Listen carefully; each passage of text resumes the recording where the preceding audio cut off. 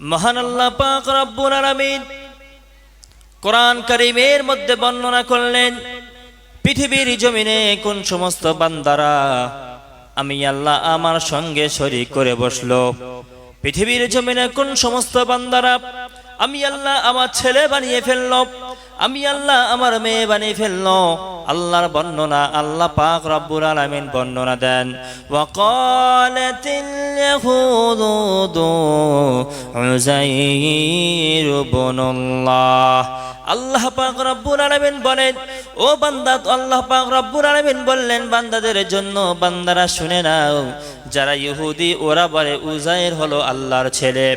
এরপরে আবার বলে ওয়াকালাতিন নাসারা মাসীহ ইবনুল্লাহ।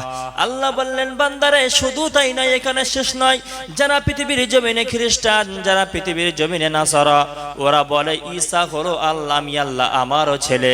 কারণ আমি আল্লাহ পৃথিবীর জমিনে ঈসাকে প্রেরণ করলাম, মারিয়ামের গর্ভ থেকে ঈসাকে আমি পৃথিবীর জমিনে প্রেরণ করলাম, বিনা পিতাতে বিনা বাপে ঈসাকে আমি জন্ম দিলাম।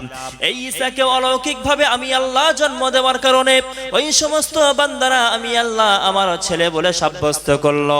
ওই সমস্ত বান্দারা আমি আমার নবী ঈসাকে আমার ছেলে বানিয়ে দিল। এমন তো অবস্থাতে আমার প্রিয় হাবিবকে, আমার প্রিয় নবীকে, দয়ার নবীকে আল্লাহ পাক রব্বুল আলামিন পৃথিবীর জমিনে প্রেরণ করলেন। পৃথিবীর জমিনে প্রেরণ করার পরে আল্লাহ নবীকে বললেন, নবী গো, ও নবী তুমি শোনো না আমি আল্লাহ বলি। ও নবী পৃথিবীর জমিনে তুমি যখন যাবা, নবী গো দেখবে মানুষেরা বিভিন্ন ভাবে বিক্ষিপ্ত হয়ে আছে। আল্লাহর নবী পৃথিবীর জমিনে আসলেন, বিশ্ব নবী আমার বড় হয়ে গেলেন। আল্লাহর নবী দেখলেন মানুষ কেউ মূর্তি পূজা করে, মানুষ কেউ তারকাকে পুজো করে, মানুষ কেউ সূর্যকে পূজা করে, মানুষ কেউ পাহাড়কে পুজো করে, মানুষ কেউ কাউকে আল্লাহর ছেলে বানিয়ে দেয়, মানুষ কেউ কেউ কোনো কাউকে আল্লাহর মেয়ে বানিয়ে দেয়। এমন তো অবস্থাতে আমার আল্লাহ পাক রব্বুল আলামিন আমার নবীকে মেসেজ করলেন, নবী গো আমার আমি আল্লাহ বলে দিলাম ওই সমস্ত মানুষদেরকে বলে দাও। আল্লাহ কোরআনের আয়াত নাজিল করে দিল, কুল হুয়াল্লাহু আহাদুল্লাহুস সামাদ লাম ইয়ালিদ ওয়া লাম ইউলাদ ওয়া লাম ইয়াকুল লাহু কুফুয়ান আহাদ। একবার জোরে বলেন আল্লাহু আকবার। আল্লাহ পাক রব্বুল আলামিন বললেন, নবী গো আমার, ও নবী আমি আল্লাহ বলে দিলাম, নবী গো তুমি চলে যাও মক্কার জমিনে মানুষের কাছে চলে যাও, আমি আল্লাহ আমার পরিচয়টা দিয়ে দাও, আমি আল্লাহ আমার পরিচয়টা তুমি দিয়ে দাও। ও নবী কুল, ও নবী তুমি বলো আল্লাহু আহাদ, আল্লাহ হলো এক, আল্লাহ হলো বেনিয়াজ, আল্লাহর সমকক্ষ তো কেউ হতে পারে না। আল্লাহর সমকক্ষ মাবুদ বলে দাবি করো, এই আল্লাহর সমকক্ষ তো কেউ হতে পারে না। আল্লাহু আহাদ, আল্লাহ হলেন এক, আর আল্লাহু সামাদ, আল্লাহ হলো বেনিয়াজ। তোমরা কাউকে আল্লাহর ছেলে বানিয়ে ফেলো, তোমরা কাউকে আল্লাহর মেয়ে বানিয়ে ফেলো, তোমরা কাউকে আল্লাহর স্ত্রী বানিয়ে ফেলো। আল্লাহু সামাদ, আল্লাহ বললেন তোমরা যাকে আল্লাহর ছেলে বানিয়ে দাও, আল্লাহর মেয়ে বানিয়ে দাও, আল্লাহর স্ত্রী বানিয়ে দাও, আমি আল্লাহ তোমাদেরকে বলে দিলাম আল্লাহু সামাদ, আল্লাহর ছেলের দরকার নাই, আল্লাহর মেয়ের দরকার নাই, আল্লাহর স্ত্রীর দরকার নাই, আমি আল্লাহ হলাম নিজে স্বয়ং সম্পূর্ণ। একবার জোরে বলেন না সুবহানাল্লাহ। এরপর নবী আমার বললেন, আল্লাহ রাসূল বললেন, লাম ইয়ালিদ ওয়া লাম ইউলাদ, তোমরা যে বলো আল্লাহর ছেলে হয়েছে, তোমরা যে বলো আল্লাহর মেয়ে হয়েছে, আল্লাহর স্ত্রী আছে, নবী আমার কোরআন শরীফের দ্বারা বলে দিলেন, লাম ইয়ালিদ ওয়া লাম ইউলাদ, আল্লাহ কারো থেকে জন্ম নেন নাই, আল্লাহর থেকে কেউ জন্ম নেন নাই। ওয়া লাম ইয়াকুল লাহু কুফুয়ান আহাদ, আল্লাহ রাসূল বললেন ওয়া লাম ইয়াকুল লাহু কুফুয়ান আহাদ, আর তোমরা যাকে আল্লাহর সঙ্গে শরীক করে বসো, তোমরা আল্লাহর ছেলে বানিয়ে ফেলো না কেন, আল্লাহর মেয়ে বানিয়ে ফেলো না কেন, কাউ কোনো মূর্তি পূজা করো না কেন, হবলকে পূজা করো না কেন, পাহাড়কে পূজা করো না কেন, তারকাকে পূজা করো না কেন, আগুনকে পূজা করো না কেন, ওয়া লাম ইয়াকুল লাহু কুফুয়ান আহাদ, মাবুদ হিসেবে, স্রষ্টা হিসেবে আল্লাহর সমকক্ষ কেউ নাই। একটা বিক্ষিপ্ত আকারে অন্ধকার ঘুটঘুটে যুগে আল্লাহ পাক রব্বুল আলামিন আমার নবীকে প্রেরণ করলেন। যে সময়টা ছিল ঘুটঘুটে অন্ধকার বিশৃঙ্খল, সেই সময়টা, যে সময়ে মানুষের কোনো দাম দেওয়া দেবে ছিল না, যে সময়টা ছিল বর্বরতার যুগ, জাহিলিয়াতের যুগ, এমন বর্বরতার যুগে আমার আল্লাহ পাক রব্বুল আলামিন আমার প্রিয় নবীকে প্রেরণ করলেন, আমার হাবিবকে প্রেরণ করলেন। প্রেরণ করার পরে বললেন, ও নবী, পৃথিবীর জমিনে মানুষেরা আমি আল্লাহ না আমার সঙ্গে শরীক করে। কাউকে কেউ পাহাড়কে আল্লাহ বলে, কেউ আবার চাঁদকে আল্লাহ বলে, কেউ আবার আগুনকে আল্লাহ বলে, আবার কেউ বলে যে আগুনকে উপাসনা করলে আমাদের আগুনের সঙ্গে ভালোবাসা থাকবে, আগুন আর আমাদেরকে জ্বালাবে না, সুতরাং আমরা আগুনকে উপাসনা করি। এমন যখন বিশৃঙ্খল অবস্থা, আল্লাহ পাক রব্বুল আলামিন এমন তো সময় আমার নবীকে পাঠিয়ে বলে দিলেন, যা তোমরা করো না কেন সব ভুল, এক আল্লাহর উপাসনা করতে হবে, এক আল্লাহর মানতে হবে। বলুন জোরে সুবহানাল্লাহ, আরো জোরে বলেন না সুবহানাল্লাহ। আল্লাহ পাক রব্বুল আলামিন আমাদের জন্য আদর করে, মায়া করে, দয়া করে, রহমত করে আল্লাহ আমাদের জন্য শেষ নবীর উম্মত করে পাঠিয়েছেন। আল্লাহ শেষ জামানায় শেষ গাইড ম্যান হিসেবে আমাদের প্রিয় নবীকে প্রেরণ করলেন, এবং শেষ গাইড বুক হিসেবে আল্লাহ কোরআন নামীয় কিতাব দিয়েছেন, যাতে করে আল্লাহ রসুল কোরআন পড়ে পড়ে ব্যাখ্যা করে করে মানুষকে হেদায়েতের পথে ডাকতে পারে, মানুষকে জান্নাতের পথে পরিচালনা করতে পারে। এজন্যই আল্লাহ শেষ জামানার বান্দাদের জন্য অনুগ্রহ করে আল্লাহ কিতাবও দিয়েছেন, কোরআন নামীয় কিতাব দিয়েছেন, এবং শেষ জামানার রাসূলও দিয়েছেন। বলুন জোরে একবার সুবহানাল্লাহ। আল্লাহ কত নবী প্রেরণ করেছেন, অনেক নবী প্রেরণ করেছেন। আমার নবীর মর্যাদা, আমার নবীর শান, আমার নবীর শওকাত আল্লাহ সমস্ত নবীর থেকে আলাদা করেছেন। বলুন সুবহানাল্লাহ, আরো আসতে বলুন না সুবহানাল্লাহ। যত নবী প্রেরণ করেছেন, যত নবী আল্লাহ পাঠিয়েছেন, সমস্ত নবীর থেকে, সমস্ত পয়গম্বরদের থেকে আমার আল্লাহ পাক রব্বুল আলামিন আমার প্রিয় হাবিবকে আল্লাহ শান মর্যাদা অনেক উঁচু করে প্রেরণ করেছে। কেমন? আল্লাহ পাক রব্বুল আলামিন পৃথিবীর জমিনে যত নবী প্রেরণ করেছেন, যত নবী আল্লাহ পৃথিবীর জমিনে পাঠিয়েছেন, সেই নবীদের সঙ্গে যখন কথা বলার মতো প্রয়োজন আল্লাহ পাক রব্বুল আলামিন মনে করলেন, আল্লাহ তখন সে সমস্ত নবীদের নাম ধরে ধরে আহ্বান করেছেন, নাম ধরে ধরে ডেকেছেন। প্রিয় শ্রোতা মণ্ডলী আমার, মহান আল্লাহ পাক রব্বুল আলামিন কোরআনের বর্ণনা, আল্লাহ পাক রব্বুল আলামিন যখন আদম নবীর সঙ্গে কথা বলার প্রয়োজন মনে করলেন, আল্লাহ পাক রব্বুল আলামিন আদম আলাইহিস সালামকে নাম ধরে ডাকলেন। আল্লাহ নাম ধরে ডাকলেন, ইয়া আদম উসকুন আনতা ওয়া যাওজুকাল জান্নাহ। আল্লাহ আদম নবীকে বললেন, ও আদম তুমি শোনো না, আমি আল্লাহ বললাম গো আদম তুমি শোনো না, তুমি এবং তোমার স্ত্রী বসবাস করো। আল্লাহ আদম নবীকে নাম ধরলেন। এরপরে মুসা নবীকে আল্লাহ আবারও নাম ধরে আহ্বান করলেন। আল্লাহ মুসা নবীর ব্যাপারে বললেন, ওয়ামা আজালাকা আন কওমিকা ইয়া মুসা। আল্লাহ ইব্রাহিম নবীর ব্যাপারে বললেন, ইয়া ইব্রাহিম বলে আহ্বান করলেন। আল্লাহ ইয়াকুব নবীর ব্যাপারে ইয়া ইয়াকুব বলে আহ্বান করেছেন। আল্লাহ ইয়াহইয়া নবীর ব্যাপারে ইয়া ইয়াহইয়া বলে আহ্বান করেছেন। কিন্তু গোটা কোরআন শরীফ আপনি পুঙ্খানু ভাবে খুঁজলে, গোটা শরীফ আপনি তন্ন তন্ন করে খুঁজলে কোথাও পাবেন না আমার আল্লাহ পাক রব্বুল আলামিন আমার নবীকে ইয়া মুহাম্মদ বলেছে।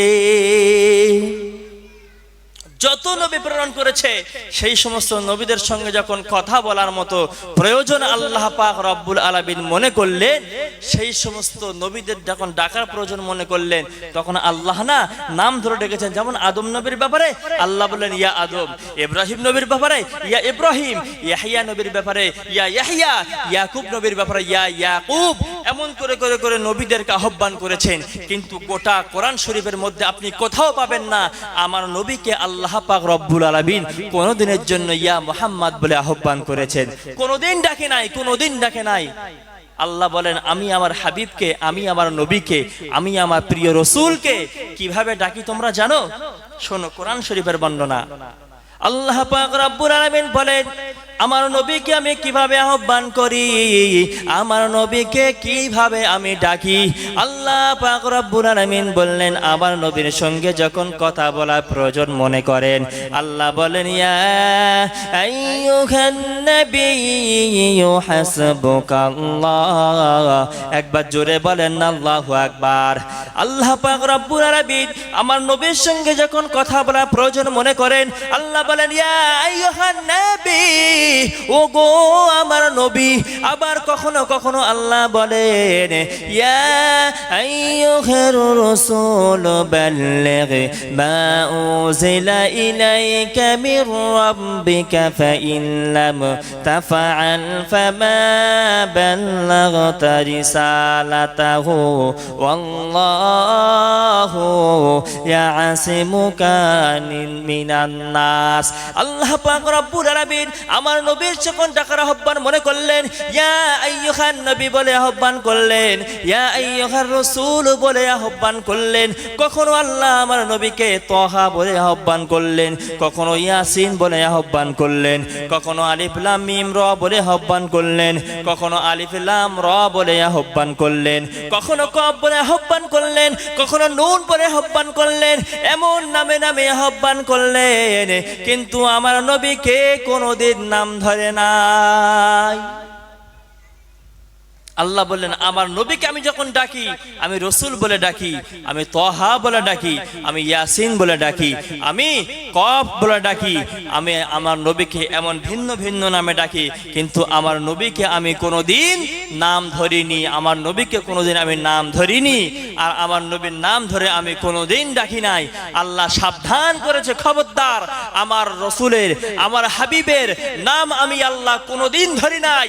খবরদার সাবধান হয়ে যাও বান্দারা, তোমরা যেন কোনোদিন আমি আল্লাহ পাক রব্বুল আলামিন আমার নবীকে কোনোদিন যেন তোমরা নাম ধরে ডেকো না, কারণ আমার নবীর নাম ধরলে আমি আল্লাহ সহ্য করতে পারি না। বলুন সুবহানাল্লাহ। আমার নবীর শান, আমার নবীর মর্যাদা কেমন আপনাকে আমি বোঝাই। আমার নবীর শান শওকত মর্যাদা কেমন, আর কি নবী আমরা পেয়েছি, আর সেই নবী আমাদের জন্য কি করেছেন। আল্লাহ পাক রব্বুল আলামিন আমার নবীর মর্যাদা কেমন করেছেন, কোন নবী আমরা পেয়েছি, আর সেই নবী আমাদের জন্য কি না করেছেন, এটা বলে আপনাদের কাছ থেকে আমি বিদায় নেব। এই কটা কথা বলে আপনাদের আমি বুঝিয়ে চলে যাব ইনশাআল্লাহ। আমার নবীর মর্যাদা, আমার নবীর শান শওকত কেমন। যখন কোনো বিষয়ে কথা হয়, কোনো বিচার হয়, কোনো মিটিং হয়, কোনো কিছু যখন হয়, তখন সেখানে চেল্লা চিল্লি হয়, হয় কি হয় না? কথার আওয়াজ বেড়ে যায়। এমন যখন হয় পৃথিবীর জমিনে, ঠিক রাসূলুল্লাহ জামানায় রাসূলুল্লাহ মসজিদে বসে রয়েছেন, রাসূলুল্লাহ মসজিদে বসে রয়েছেন, সাহাবেরা বসে রয়েছে, সকলে সাহাবীরা বসে রয়েছে, আলোচনা হচ্ছে একটা বিষয় নিয়ে। আলোচনা হতে হতে সাহাবীদের কণ্ঠের আওয়াজ বেড়ে গেল, উচ্চ হয়ে গেল। সাহাবারা চিল্লা চিল্লি করতে শুরু করে দিল রসুলের উপরে। রসুল সামনে বসা, আর সাহাবারা চিল্লা চিল্লি করছে, রসুলের সামনে চিল্লা চিল্লি করছে, আওয়াজ বেড়ে যাচ্ছে, জোরে জোরে চিল্লাচ্ছে। আল্লাহ পাক রব্বুল আলামিন বিষয়টা আর দেখে থাকতে পারলেন না।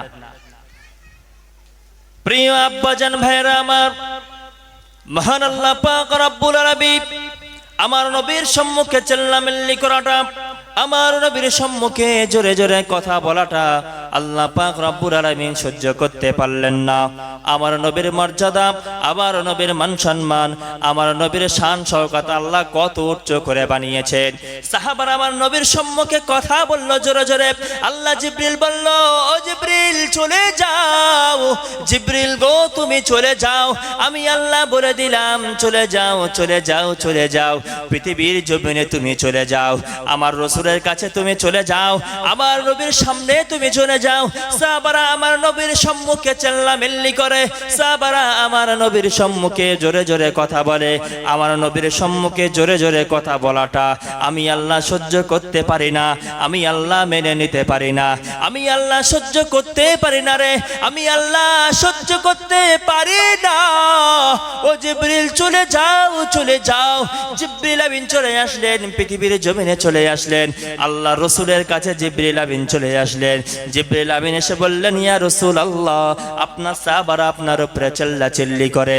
ইয়া রাসূলুল্লাহ, সাহাবাদের কণ্ঠ বেড়ে গেল, সাহাবারা চিল্লাচিল্লি করতে শুরু করে দিল। ইয়া রাসূলুল্লাহ, আল্লাহ থাকতে পারলেন না, আপনার ব্যাপারে আল্লাহ পাক কোরআন শরীফ নাজিল করেছেন।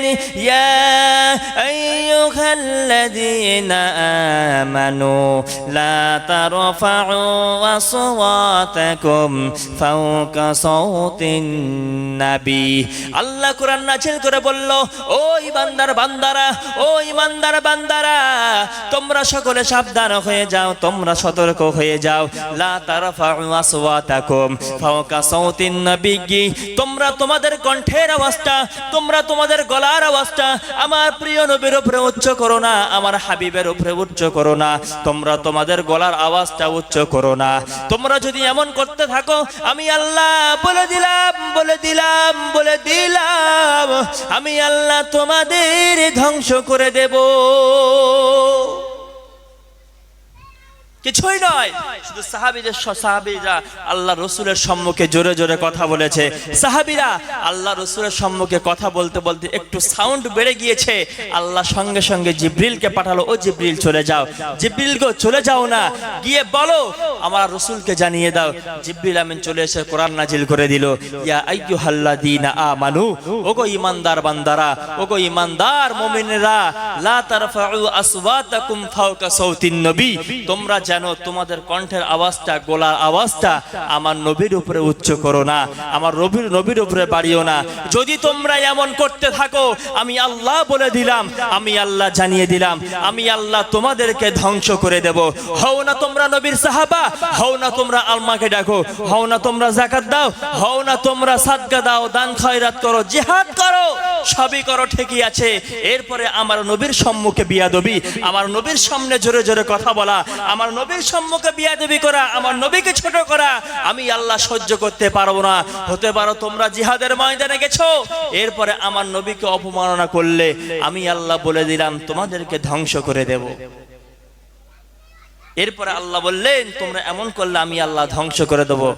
হুঙ্কার দিলেন আল্লাহ, আল্লাহ ডেটে নিলেন, যাই করো পারো না করো, তোমরা হও না কেন আমার নবীর সম্মুখে বিয়াদবি, আমার নবীর সম্মুখে চেঁচামেচি আমি আল্লাহ সহ্য করতে পারো না। তাহলে আমার নবীর মর্যাদাটা কেমন? যে নবীর সম্মুখে কথা বললে আল্লাহ সহ্য করতে পারে না, আল্লাহ মেনে নিতে পারেন না। এরপরে আরেকটা বলি, আমার নবীর নাম ধরলে আল্লাহ পাক রব্বুল আলামিন সহ্য করে না, আমার রসুলের নাম ধরলে আল্লাহ পাক রব্বুল আলামিন মেনে নিতে পারেন না। একবার কিছু বেদুই, কিছু গ্রাম্য লোক আল্লাহ রসুল দুপুরের খাওয়া দাওয়া করে বিশ্রাম নিচ্ছেন। কিছু গ্রাম্য লোক চলে আসলো, এসে আমার নবীর নাম ধরে ধরে ডাকে, আমার রসুলের নাম ধরে ধরে ডাকে। আল্লাহ পাক রব্বুল আলামিন বললেন যে আল্লাহ সঙ্গে সঙ্গে কোরআন শরীফ আয়াত নাজিল করে বলল, ও নবী, ওই সমস্ত নির্বোধরা কারা, ওই সমস্ত মূর্খরা কারা, যারা আমার হাবিব সারাদিন দিনের কাজ করেছে, সারাদিন ইসলাম প্রচার করেছে, এরপরে নবী আমার ক্লান্ত হয়ে গিয়েছে, বিশ্ব নবী আমার দুপুরবেলা একটু খাওয়া দাওয়া করে বিশ্রাম নিচ্ছেন, নবী আবার ইসলামের কাজে বার হয়ে যাবেন, দিনের কাজে বার হয়ে যাবে। কাদের এত বড় সাহস হয়েছে যারা আমার নবীকে ঘরের পিছন থেকে ইয়া মুহাম্মদ বলে আহ্বান করে? কাদের এত বড় সাহস? কারা এমন করতে পারে? আল্লাহ পাক রব্বুল আলামিন বললেন, নবী গো, ওই সমস্ত মানুষদের বলে দাও, দ্বিতীয় দিন যদি আপনাকে এমন ভাবে নাম ধরে ধরে ডাকে, আমি আল্লাহ ওদেরকে ধ্বংস করে দেব, ওদেরকে বরবাদ করে দেব, আমি আল্লাহ সমূলে ধ্বংস করে দেব। এমন ভাবে আল্লাহ হুঙ্কার দিয়েছে যে কারা ওরা, যারা আমার নবীর সম্মুখে, আমার নবীকে ঘরের পিছন থেকে নাম ধরে ধরে ডাকে, আমার নবীর সম্মুখে আমার নবীর নাম ধরে ধরে ডাকে, আমি আল্লাহ মেনে নিতে পারবো না। দ্বিতীয় দিন যদি এমন হয়, আমি আল্লাহ ধ্বংস করে দেব, আমি আল্লাহ শেষ করে দেব। তাহলে আপনার কাছে আমার বিচার, আমার নবীর মর্যাদা কেমন? আমার নবীকে আল্লাহ জীবনে নাম ধরে নাই, আমার নবীকে আল্লাহ কোনোদিন নাম ধরে নাই, আমার নবীর সম্মুখে জোরে কথা বললে আল্লাহ সহ্য করে নাই, আমার নবীকে ঘুমানোর টাইমে ডাকলে আল্লাহ সহ্য করে নাই। আচ্ছা, নবীর মর্যাদা আছে না নেই? আচ্ছা বলুন, মর্যাদা আছে না নেই? আছে, তাহলে আমার নবীর মর্যাদা আছে, আমার নবীর মান সম্মান আছে, আমার নবীর আকাশচুম্বী মান সম্মান, আমার নবীর আকাশচুম্বী সম্মান আছে, মর্যাদা আছে, শ্রেষ্ঠত্ব আছে। সেই নবীকে নিয়ে কিছু কুলাঙ্গার রয়েছে, কিছু নাস্তিক রয়েছে, যারা আমার নবীকে নিয়ে কথা বলে, আমার নবীকে নিয়ে উল্টো পাল্টা বলে, আমার নবীকে নিয়ে চরিত্র নিয়ে টানাটানি করে। আম্মা জান আয়েশা প্রিয় রসুলের বিবাহ নিয়ে অনেক উল্টো পাল্টা বলে। আসাদুর হোক না কেন আর যেই হোক না কেন, মুসলমানের ভাগের বাচ্চা, একবার যদি মুসলমানের রক্ত গরম হয়ে যায়, সে যেই হোক না কেন প্রিয় নবীর বিরুদ্ধে কথা বললে মুসলমানের শরীরে রক্ত থাকলে কোনোদিন মেনে নিতে পারবে না। বলুন ঠিক কিনা? কোনোদিন মেনে নিতে পারবে না। মুসলমানের গায়ে রক্ত রয়েছে যতক্ষণ, একবার সামনে পেলে জুতো দিয়ে বেরিয়ে নিতে পারবো, ঠিক কিনা?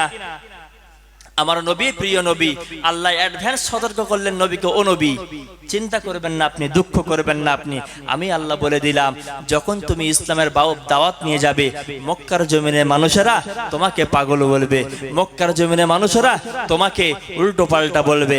আমি আল্লাহ দায়িত্ব নিয়ে তোমাকে বলে দিলাম নবী গো, তুমি পাগল নয়, পাগল নাই। বলুন জোরে সুবহানাল্লাহ, আরো জোরে বলুন না সুবহানাল্লাহ। প্রিয় শ্রোতা মণ্ডলী আমার, আল্লাহ পাক রব্বুল আলামিন আমার নবীর ব্যাপারে সার্টিফিকেট দিয়ে দিল, ও নবী মক্কার জমিনে তুমি যখন ইসলামের বাণী প্রচার করবে, নবীকে যখন তুমি ইসলামের বাণী প্রচার করতে যাবে, ও নবী কাফেররা তোমার উল্টো পাল্টা বলবে, নাসারারা তোমাকে উল্টো পাল্টা বলবে, ইহুদিরা তোমাকে উল্টো পাল্টা বলবে, আগুন পূজারীরা তোমাকে উল্টো পাল্টা বলবে, তোমার চরিত্র নিয়ে টানাটানি করবে, তোমার উল্টো পাল্টা বলবে।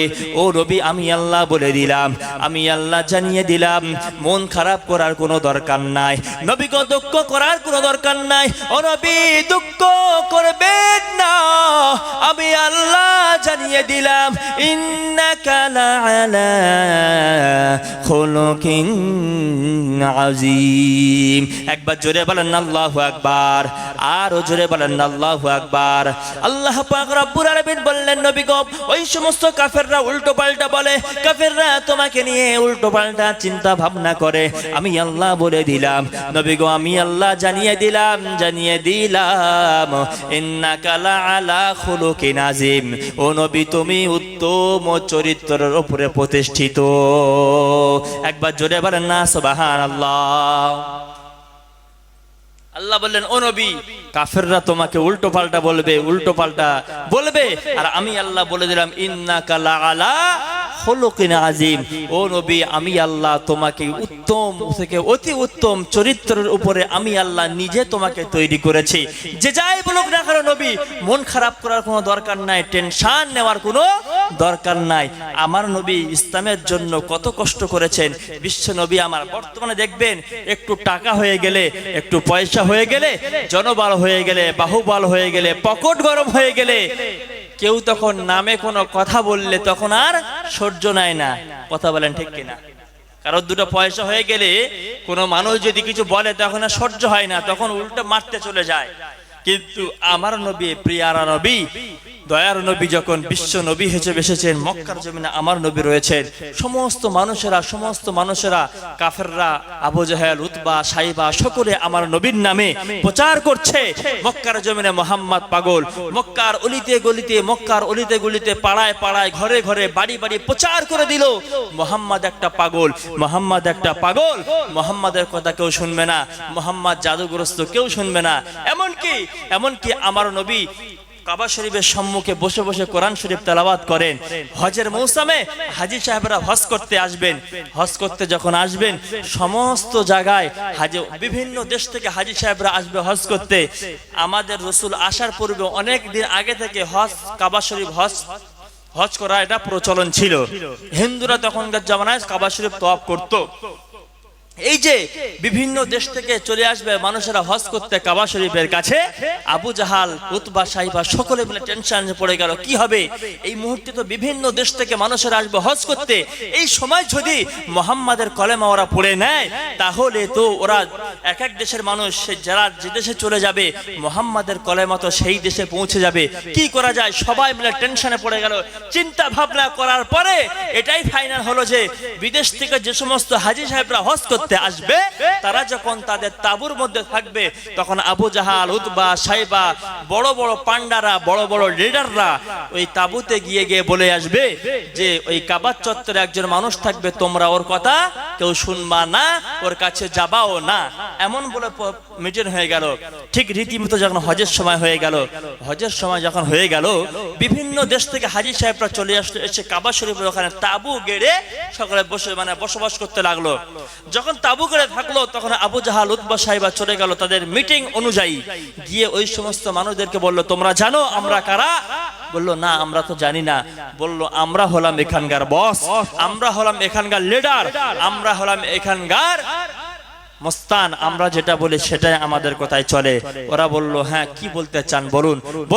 বলল তোমরা যখন কাবা শরীফ তওয়াফ করতে যাবে তখন দেখবে কাবা শরীফের সম্মুখে একটা মানুষ বসে থাকবে, একটা মানুষ বসে থাকবে, তোমরা খবরদার ওর কাছেও যাবা না, ওর পাশে যাবা না, ও কি বলে শুনবে না, কিছুই তোমরা করবে না, কিছুই করবে না, কারণ সে একজন জাদুগ্রস্ত, তোমরা গেলে তার জাদু বলে তোমাদেরকে আকৃষ্ট করে ফেলবে, সে একজন পাগল, তোমরা গেলে তার পাগলামি তোমাদের উপরে চালু করবে, খবরদার তোমরা ওই ব্যক্তির কাছে যাবে না।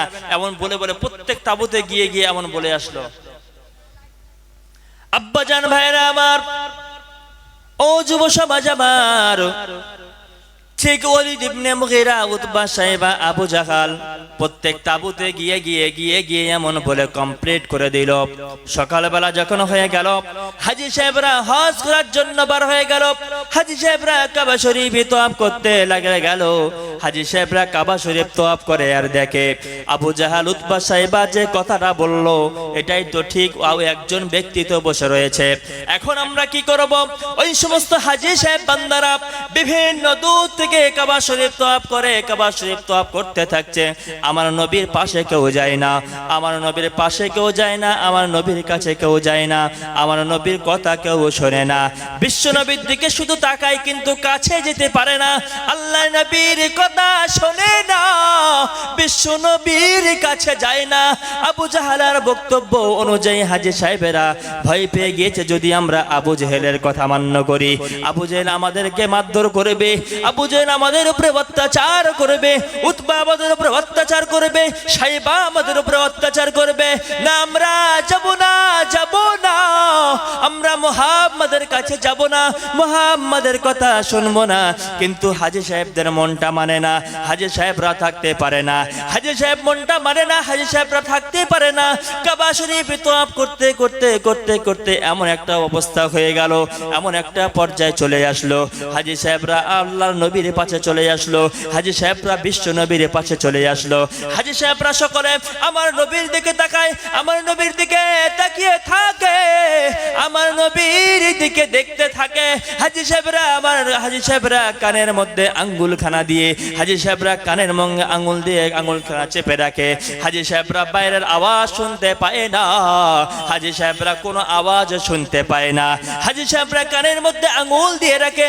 দেখতে আমার রাসূলের চেহারায় মায়া পড়ে গেল, বিশ্ব নবীর প্রেমে পড়ে গেল। হাজী সাহেবেরা বর্ণনা করেন, আমরা রাসূলের দিকে দেখতে দেখতে দেখতে দেখতে আমরা বিশ্ব নবীর প্রেমে পড়ে গেলাম, আমরা দয়ার নবীর প্রেমে পড়ে গেলাম, আমরা দয়ার নবীর মায়ায় পড়ে গেলাম। এমন একটা অবস্থাতে আমরা নিজেদের কান থেকে আঙুলগুলো আস্তে আস্তে বার করতে শুরু করে গেলাম। বার করতে করতে আঙুলখানা যখন বার করে নিলাম, বিশ্ব নবীর কোরআন আমরা শুনতে পেয়ে গেলাম। বিশ্ব নবীর এত সুন্দর কোরআন তেলাওয়াত আমরা যখন শুনলাম আমাদের মনটা ভরে গেল, আমাদের জাহানটা শীতল হয়ে গেল। ওই হাজী সাহেবরা নিজেদের আঙুল থেকে নিজের আঙুলগুলো কান থেকে বার করার পরে হাজী সাহেবরা বিশ্ব নবীর কোরআন শরীফ তেলাওয়াত করা শুনতে শুরু করে দেয়। বিশ্ব নবী কোরআন তেলাওয়াত করে, হাজী সাহেবরা কোরআন শরীফ তেলাওয়াত শুনে, আল্লাহর নবী কোরআন পড়ে, হাজী সাহেবেরা কোরআন শুনে। শুনতে শুনতে শুনতে এমন একটা অবস্থা হয়ে গেল, বিশ্ব নবীর হাজী হাজী সাহেবদের চোখ থেকে পানি বার হওয়া শুরু হয়ে গেল।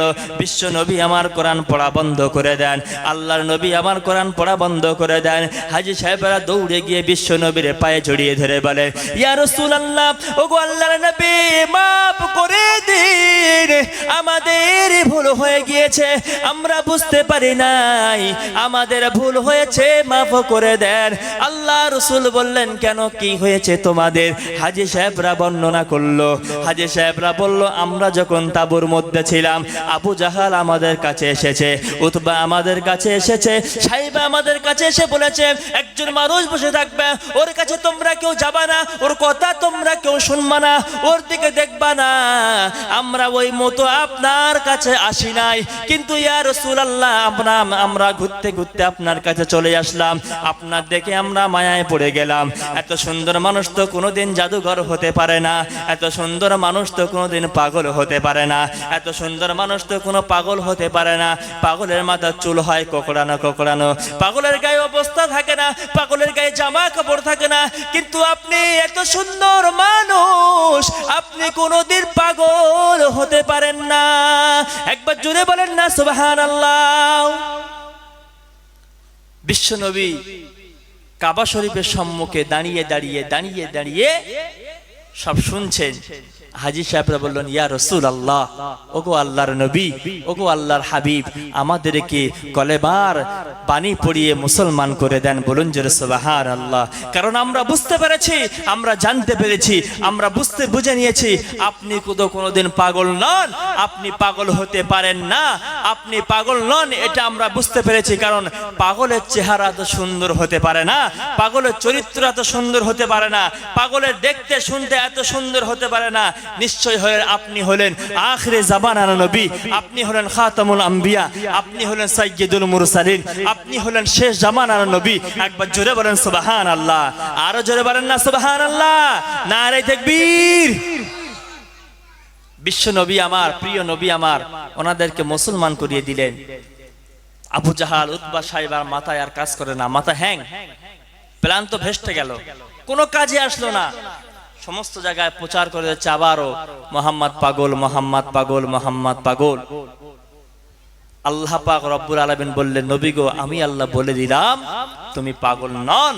ও নবী, আমি আল্লাহ বলে দিলাম তুমি পাগল নও, তুমি পাগল নাও। আমি আল্লাহ তোমাকে উত্তম চরিত্র করে, আমি আল্লাহ উত্তম চরিত্র করে, আমি আল্লাহ পাক রব্বুল আলামিন তোমাকে পাঠিয়েছি। আরো একবার জোরে বলুন না সুবহানাল্লাহ। আল্লাহ পাক রব্বুল আলামিন আমার নবীকে কেমন উত্তম চরিত্র করে পাঠিয়েছেন, কেমন করে বানিয়েছেন, আপনাদেরকে আমি বলি, আপনারা অনেকেই শুনে থাকবেন আমার নবী কেমন উত্তম চরিত্র করে আল্লাহ পাক রব্বুল আলামিন প্রেরণ করেছেন। আম্মা জান মা খাদিজা রাদিয়াল্লাহু তাআলা আনহা বর্ণনা করেন, আম্মা জান মা খাদিজা বলেন, প্রিয় নবী যখন নবুয়ত প্রাপ্ত হলেন, নবুয়ত প্রাপ্ত হওয়ার পরে বিশ্ব নবী আমার দৌড়ে চলে আসলেন। দৌড়ে চলে এসে আম্মা জান খাদিজাকে বললেন, ও খাদিজা, জানো আমি না নবী হয়েছি, আল্লাহ পাক রব্বুল আলামিন আমাকে শেষ জামানার নবী করে আল্লাহ পাঠিয়েছেন। খাদিজা বললেন, ইয়া রাসূলুল্লাহ, আমি কবুল করে নিলাম। বলুন জোরে সুবহানাল্লাহ। আল্লাহ নবী বলল, কি ব্যাপার, আমি নবী হলাম, আল্লাহ নবী করেছে, বললাম আর তুমি গ্রহণ করে নিলে? খাদিজা বলল, ইয়েস, হ্যাঁ ইয়া রাসূলুল্লাহ, অবশ্যই। রাসূল বললেন, কিভাবে খাদিজা? আম্মাজান খাদিজা বলে, ইয়া রাসূলুল্লাহ, আপনার সঙ্গে সাংসারিক জীবনে, আপনার সঙ্গে সংসার করার আগে থেকে আপনার থেকে এমন এমন আচরণ আমি দেখেছি, এমন এমন ব্যবহার আমি দেখেছি, আমি খাদিজা নিশ্চিত জানতাম আপনি একদিন না একদিন আল্লাহর শেষ নবী হয়ে যাবেন। বলুন জোরে সুবহানাল্লাহ। বিশ্ব নবী আমার বলে, ও খাদিজা, বলো না আমার থেকে তুমি কি এমন নিদর্শন দেখেছো? প্রিয় শ্রোতা মণ্ডলী আমার, বিশ্বনবী আম্মা জান খাদিজার কাছে আবদার করে, খাদিজা আমার থেকে কেমন আচরণ তুমি দেখেছো, আমার থেকে কেমন গুণ তুমি দেখেছো, যার কারণে তুমি বুঝতে পেরে গিয়েছো আল্লাহ পাক রব্বুল আলামিন শেষ জামানার নবী আমাকে করবেন, আখির জামানার নবী আমাকে করবে কিভাবে তুমি বুঝলে? খাদিজা বলো না, আম্মা জান খাদিজা বর্ণনা করেন, ইয়া রাসূলুল্লাহ ইয়া হাবিবাল্লাহ হুজুর গো, আমি খাদিজা একবার দেখেছিলাম, ইয়া খাদিজা ইয়া রাসূলুল্লাহ আমি খাদিজা দেখেছিলাম, আমি খাদিজা ভালো করে ফলো করেছিলাম। মক্কার জমিনে মরুভূমি এলাকা, মক্কার জমিনটা উত্তপ্ত এলাকা, মক্কার জমিনে প্রচন্ড গরম এলাকা, প্রখর রৌদ্রের তাপে মানুষ বাইরে বার হতে পারে না। মরুভূমির বালিগুলো হিট হয়ে যায়, মরুভূমির বালিগুলো প্রচন্ড গরম হয়ে যায়। ইয়া রাসূলুল্লাহ মানুষ বার হতে পারেন না, মানুষ বাইরে বার হতে পারে না, মানুষ বাইরে যেতে পারে না, মানুষ বাইরে চলাফেরা করতে পারে না, পশুগুলো চলাফেরা করতে পারে না। প্রচন্ড গরমের দিনে মানুষ বাইরে বার হতে পারেন না। কিন্তু ইয়া রাসূলুল্লাহ আমি খাদিজা দেখেছিলাম, আমি খাদিজা ফলো করেছিলাম। প্রচন্ড রৌদ্রের দিনে আমি খাদিজা দেখেছিলাম, আপনি একদিন হেঁটে হেঁটে যান, আপনি একদিন হেঁটে হেঁটে যান, একটা রাস্তা দিয়ে হেঁটে হেঁটে যান, আমি খাদিজা তখন দেখেছিলাম। ইয়া রাসূলুল্লাহ আমি খাদিজা ফলো করেছিলাম, আপনি যখন হেঁটে যান আকাশের মেঘ ছায়া করে যায়। আরো জোরে বলুন সুবহানাল্লাহ। ইয়া রাসূলুল্লাহ আমি খাদিজা দেখেছিলাম, আপনি যখন হেঁটে হেঁটে যান, আপনি যখন রাস্তা দিয়ে হেঁটে হেঁটে যাচ্ছিলেন, আমি খাদিজা দেখেছিলাম, আপনি যেদিকে যান, আপনি যেদিকে ফেরেন, আকাশের মেঘ আপনার সঙ্গে সঙ্গে চলে। আম্মাজান খাদিজা বলেছেন, ইয়া রাসূলুল্লাহ আমি দেখেছি প্রচন্ড রৌদ্র দিনে, আমি খাদিজা দেখেছি আপনি যেদিকে হেঁটে যান এক টুকরা মেঘ যেন আপনার মাথায় ছায়া করে করে সেদিকে যায়। আমি না ইয়া রাসূলুল্লাহ দেখেছি আমার বাড়িতে একটা খেজুর গাছ ছিল, আমার খেজুর গাছটা খেজুর হতো না। ইয়া রাসূলুল্লাহ যেদিন থেকে আপনি আমার বাড়ি এসেছেন সেই খেজুর গাছে আবার নতুন করে খেজুর ধরতে শুরু করেছে। বলুন সুবহানাল্লাহ, আরে চিল্লে বলুন না সুবহানাল্লাহ। ইয়া রাসূলুল্লাহ আমি খাদিজা সেদিন থেকে বুঝেছিলাম, আমি খাদিজা সেদিন থেকে বুঝতে পেরেছিলাম আপনি কোনো সাধারণ মানুষ নন, আপনি কোনো সাধারণ মানুষ হতে পারেন না, আপনি নিশ্চয়ই একজন আল্লাহর মাহবুব বান্দা। বলুন জোরে সুবহানাল্লাহ। প্রিয় শ্রোতা মণ্ডলী আমার, বিশ্বনবীকে আল্লাহ পাক রব্বুল আলামিন কেমন চরিত্রকর পাঠিয়েছেন। বিশ্বনবী আমার আম্মাজান খাদিজার কাছে ইসলামের বাণী পৌঁছানোর পরে, ইসলামের বাণী প্রচার করার পরে আম্মাজান খাদিজা যখন অ্যাকসেপ্ট করে নিলেন, গ্রহণ করে নিলেন, বিশ্বনবী আমার দৌড়ে চলে যান আবু বকরের কাছে গিয়ে বলে, আবু বকর শোনো না, আবু বকর আমি আল্লাহর রাসূল হয়েছি। আল্লাহর নবী বলেন, আবু বকর রে, ও আবু বকর শোনো না, আল্লাহ না আমাকে শেষ জামানার নবী করে পাঠিয়েছেন, আল্লাহ আমাকে শেষ জামানার নবী করে পাঠিয়েছেন। ও আবু বকর তোমার মনে কি সন্দেহ আছে? প্রিয় শ্রোতা মণ্ডলী আমার, কত আশ্চর্যকর ঘটনা হাদিস শরীফের বর্ণনা। আবু বকর রাদিয়াল্লাহু তাআলা আনহু বলেন, ইয়া রাসূলুল্লাহ ইয়া হাবিবাল্লাহ আপনি আমার 22 বছরের বন্ধু, আমি আবু বকর আর আপনি, আমরা দুজনা 22 বছরের বন্ধু, আমরা দুজনা 22 বছর ধরে একসঙ্গে চলাফেরা করতাম, কথোপকথন করতাম, আমরা একসঙ্গে ঘোরাঘুরি করতাম। ইয়া রাসূলুল্লাহ কোনদিনও এমন দেখি নাই, কোনদিন এমন আমরা দেখি নাই, আপনার থেকে কোনো খারাপ চরিত্র আমি আবু বকর দেখি নাই, আপনার থেকে কষ্ট পাওয়ার মতো কোন কাজ আমি আবু বকর আপনার থেকে পাই নাই। ইয়া রাসূলুল্লাহ, আল্লাহ আবু বকর বললেন, ইয়া রাসূলুল্লাহ আপনার থেকে কোনোদিন খারাপ কথা আমি শুনি নাই, কোনোদিন গাল দেন নাই, কোনোদিন মানুষের ক্ষতি করেন নাই, কোনোদিন মানুষকে উল্টো পাল্টা বলেন নাই। ইয়া রাসূলুল্লাহ মানুষকে উপকার করেছেন, মানুষকে অপকার করেন নাই, মানুষের বুদ্ধি দিয়েছেন, মানুষকে ক্ষতি করেন নাই।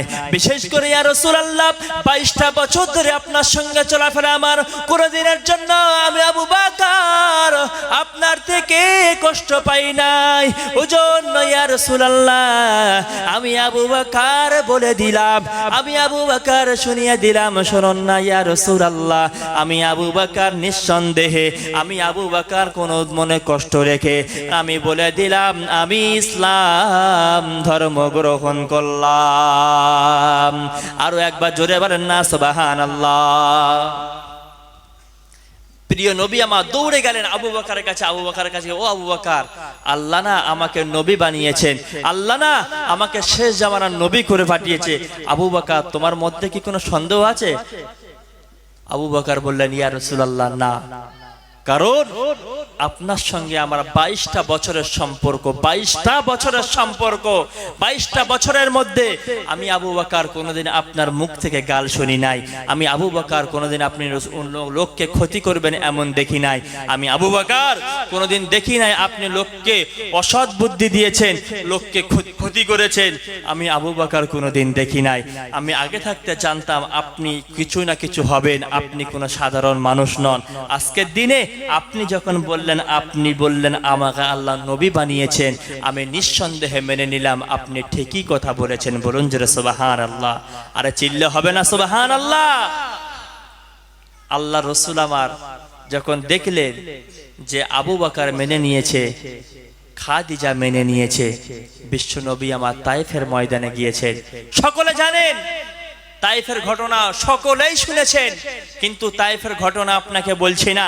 তায়েফের ময়দান থেকে আমার নবীকে কি সার্টিফিকেট এসেছে, তায়েফের ময়দান থেকে আমার নবীর মর্যাদা কতটা বেড়ে গিয়েছে, তায়েফের ময়দানে যাওয়ার জন্য প্রিয় হাবিবের মর্যাদা কতটা বেড়েছে, কতটা উঁচু হয়েছে আমার নবীর মর্যাদা।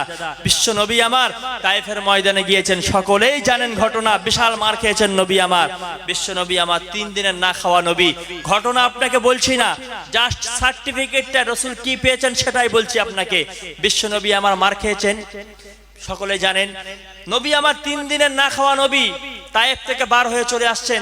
ইসলামের দাওয়াত দেওয়ার পরে কেউ ইসলাম ধর্ম গ্রহণ করেন নাই, কেউ ইসলাম ধর্ম মানেনি। বিশ্ব নবী আমার মনে কষ্ট নিয়ে, মনে ব্যথা নিয়ে নবী আমার ফিরে আসছেন আপন দেশে, ফিরে আসছেন। 3 দিনের না খাওয়া নবী। তায়েফবাসীরা 3 দিন আমার নবীকে খেতে দেয় নাই। নবী 3 দিন কিছু খাই নাই, কিছু খেতে পাইনি নবী আমার। রাসূল আমার বার হয়ে আসছেন তায়েফ থেকে। তায়েফের লিডাররা, তায়েফের কুখ্যাত লিডাররা, তারা যুবক যুবক ছেলেদেরকে 3টি জায়গায় স্টেপ করে দিল, 3টি জায়গায় ঘাঁটি বেঁধে দিল, 3টি জায়গায়, যে এই 3টে জায়গায় তোমরা দাঁড়াবা। যেই না মুহাম্মদ তোমাদের পাশ থেকে যাবে, মুহাম্মদ তোমাদের পাশ থেকে যখন অতিক্রম করবে, তোমরা কাঁকড় ছুঁড়ে ছুঁড়ে, পাথর ছুঁড়ে ছুঁড়ে মুহাম্মদকে মারবে। রীতিমতো 3টে জায়গায় যুবক ছেলেরা দাঁড়িয়ে গেল। বিশ্ব নবী আমার হেঁটে আসতেন। প্রথম জায়গা যখন আমার নবী আসলেন, তায়েফের ওই যুবকেরা আমার নবীকে পাথর ছুঁড়ে মারে, বিশ্ব নবীকে পাথর ছুঁড়ে মারে। বিশ্ব নবী রক্তাক্ত হন। আল্লাহর নবী ওখান থেকে সরে গিয়ে দ্বিতীয় স্টেপে যান। দ্বিতীয় জায়গায় যখন যান, ওই সমস্ত মানুষেরা, ওই দ্বিতীয় জায়গার যুবকেরা আমার নবীকে আবারও পাথর ছুঁড়ে ছুঁড়ে মারে। বিশ্ব নবীকে আবারও পাথর ছুঁড়ে ছুঁড়ে মারে। বিশ্ব নবীর শরীর মোবারকখানা ঝাঁঝরা হয়ে যায়। আল্লাহর নবীর শরীর মোবারক ঝাঁঝরা হয়ে যায়। শেষ নবী হিসাবে পৃথিবীর জমিনে এসেছেন। এরপরে কাফেররা আমার নবীকে মারে, তায়েফের বা যুবকেরা আমার নবীকে মারে। রাসূলের শরীর থেকে রক্ত ঝুঁঝরে বার হতে শুরু করলো। বার হতে হতে রাসূলের জুতো মোবারকে রক্ত জমাট বেঁধে গেল। 3 নম্বর জায়গায় যখন গেল, তায়েফের ওই শিশুরা, তায়েফের ওই যুবকেরা আমার নবীকে এত পরিবার অত্যাচার করলো, এত পরিমাণ মারলো, পাথর ছুঁড়ে ছুঁড়ে নবী আবার বেহুশ হয়ে পড়ে গেলেন। আল্লাহর নবী আবার বেহুশ হয়ে পড়ে গেলেন। নবী আর চলতে পারেন না। নবী আবার বেহুশ হয়ে পড়ে রয়েছেন খোলা আকাশের নিচে মরুভূমিতে। নবী আমার বেহুশ হয়ে পড়ে রয়েছেন। অপরাধ হলো একটা, বিশ্ব নবী আবার ইসলাম প্রচার করতে গিয়েছে। আল্লাহ পাক রব্বুল আলামিন বিশ্ব নবীর রক্তাক্ত শরীর দেখে আল্লাহ পাক রব্বুল আলামিন আর সহ্য করলেন না। আল্লাহর নবীর রক্তাক্ত শরীর দেখে আল্লাহ মানতে পারলেন না। আল্লাহ জিবরিলকে বলে, তো জিবরিল চলে যাও না জিবরিল, আমার হাবিব, আমার প্রিয় নবী ইসলাম প্রচারের জন্য তায়েফে গিয়েছিল। তায়েফের ব্যক্তিরা, তায়েফের মানুষেরা আমার নবীকে অত্যাচার করেছে, আমার হাবিবকে অত্যাচার করেছে, আমার নবী পড়ে রয়েছে। যাও না, চলে যাও জিবরিল, চলে যাও, আমি আল্লাহ সহ্য করতে পারি না। জিবরিল আমিন চলে আসলো আল্লাহর রাসূলের কাছে। কাছে, ইয়া রাসূলুল্লাহ, ইয়া হাবিবাল্লাহ, আপনি রক্তাক্ত হয়েছেন, আপনি ক্লান্ত হয়েছেন, আপনার শরীর মোবারক ঝাঁঝরা হয়ে গিয়েছে। ইয়া রাসূলুল্লাহ, আপনার শরীরের রক্ত বার হয়ে হয়ে জুতো মোবারক জমাট বেঁধে গিয়েছে। ইয়া রাসূলুল্লাহ, একটাবার আপনি অনুমতি দেন, একটাবার আপনি হুকুম দেন, আমি সঙ্গে পাহাড় রক্ষণাবেক্ষণ করে যে সমস্ত ফারিস্তা তাদেরকে এনেছি, একটাবার আপনি অনুমতি দেবেন। আমি তাদেরকে অনুমতি দিলে ওরা সমস্ত পাহাড় তুলে তায়েফবাসীদেরকে পৃষ্ঠায় মেরে ফেলবে। বিশ্ব নবী আমার, ক্লান্ত নবী আমার, বিশ্ব নবী আমার, ক্লান্ত নবী, রক্ত ঝরা নবী, মার খাওয়া নবী, 3 দিনের না খাওয়া নবী, নির্যাতিত নবী, জুলুম নবী, যে জুলুমকৃত মানে জুলুম পাওয়া নবী, এমন নবী আমার সঙ্গে সঙ্গে উঠতে পারেন না, কষ্ট করে উঠে আল্লাহর দরবারে সেজদায় চলে গেলেন। নবী আমার সেজদায় চলে গিয়ে আল্লাহর কাছে কাঁদতে লাগলেন, ওগো আমার আল্লাহ, ও আমার আল্লাহ, তায়েফবাসী বোঝে না, তায়েফবাসী চিনতে পারে নাই, তায়েফের যুবকরা আমি নবী আমাকে চিনতে পারে নাই। ওগো আল্লাহ, তায়েফবাসীদের প্রতি তুমি মেরো না, তায়েফবাসীকে তুমি ধ্বংস করো না, আমি রাসূল তাদের জন্য দোয়া করি। আল্লাহ গো, তায়েফবাসীকে তুমি রহমত করো, বলুন জোরে সুবহানাল্লাহ। আল্লাহর নবী যেখানে মার খেয়েছেন, যারাই মেরেছে নবীকে, তাদের জন্য বিশ্ব নবী আমার আবার দোয়া করছে আল্লাহর দরবারে, আল্লাহ তুমি ওদের উপরে রহমত করো। প্রিয় শ্রোতা মণ্ডলী আমার, বিশ্বনবী মার খেয়েছেন, বিশ্বনবী রক্তাক্ত হয়েছেন, এরপরে তায়েফবাসীদের জন্য নবী আমার দোয়া করেন। আল্লাহ পাক রব্বুল আলামিন আমার নবীর উপরে খুশি হয়ে গেলেন, আল্লাহ আমার নবীর উপরে রাজি হয়ে গেলেন। আল্লাহ বললেন, নবী গো আমার, ও আমার প্রিয় রাসূল, ও গো আমার প্রিয় হাবিবি, তায়েফের মানুষরা তোমাকে মেরেছে, তায়েফের মানুষরা তোমাকে খেতে দেয় নাই, তায়েফের মানুষ ইসলাম ধর্ম গ্রহণ করে নাই। ও গো নবী, তায়েফের মানুষরা তোমার রক্তাক্ত করেছে, তায়েফের মানুষরা তোমার বেহুশ করে দিয়েছে, তায়েফের মানুষরা তোমাকে রক্তাক্ত করেছে, তায়েফের মানুষরা তোমাকে বেহুশ করেছে। ওগো নবী, এরপরে তুমি তায়েফবাসীর জন্য দোয়া করো। নবী গো, এরপরে তুমি তায়েফবাসীদের জন্য দোয়া করো। আমি আল্লাহ তোমার উপরে খুশি হয়ে গেলাম, আমি আল্লাহ তোমার উপরে রাজি হয়ে গেলাম। রাজি হয়ে আমি আল্লাহ বলে দিলাম, ওয়া মা আরসালনা ইল্লা রাহমাতান লিল আলামিন। একবার জোরে বলেন না আল্লাহু আকবার, আরো জোরে বলেন না আল্লাহু আকবার। আল্লাহ পাক রব্বুল আলামিন বললেন, নবী গো আমার, ও গো আমার প্রিয় হাবিবি, মার খাওয়ার পরে তুমি যখন তায়েফবাসীদের জন্য দোয়া করো, আমি আল্লাহ তোমাকে বলে দিলাম, আমি আল্লাহ তোমাকে শুনিয়ে দিলাম, বিশ্ববাসীর জন্য আমি আল্লাহ পাক রব্বুল আলামিন তোমাকে রহমত করে প্রেরণ করলাম। আল্লাহ বললেন, ওমা আরসালনাকা ইল্লা রাহমাতাল লিল আলামিন। ও নবী, আমি আল্লাহ বলে দিলাম, কাফেররা তোমাকে মেরেছে, তায়েফবাসীরা তোমাকে মেরেছে, এরপরে নবী গো তুমি তায়েফবাসীদের জন্য দোয়া করেছো, আমি আল্লাহ খুশি হয়ে গেলাম তোমার উপরে, আমি আল্লাহ তোমার সার্টিফিকেট দিয়ে দিলাম, ওমা আরসালনাকা ইল্লা রাহমাতাল লিল আলামিন। আমি আল্লাহ তোমার জন্য, আমি আল্লাহ তোমার জন্য, সারা পৃথিবীর মানুষের জন্য তোমাকে আমি আল্লাহ রহমত করে প্রেরণ করলাম।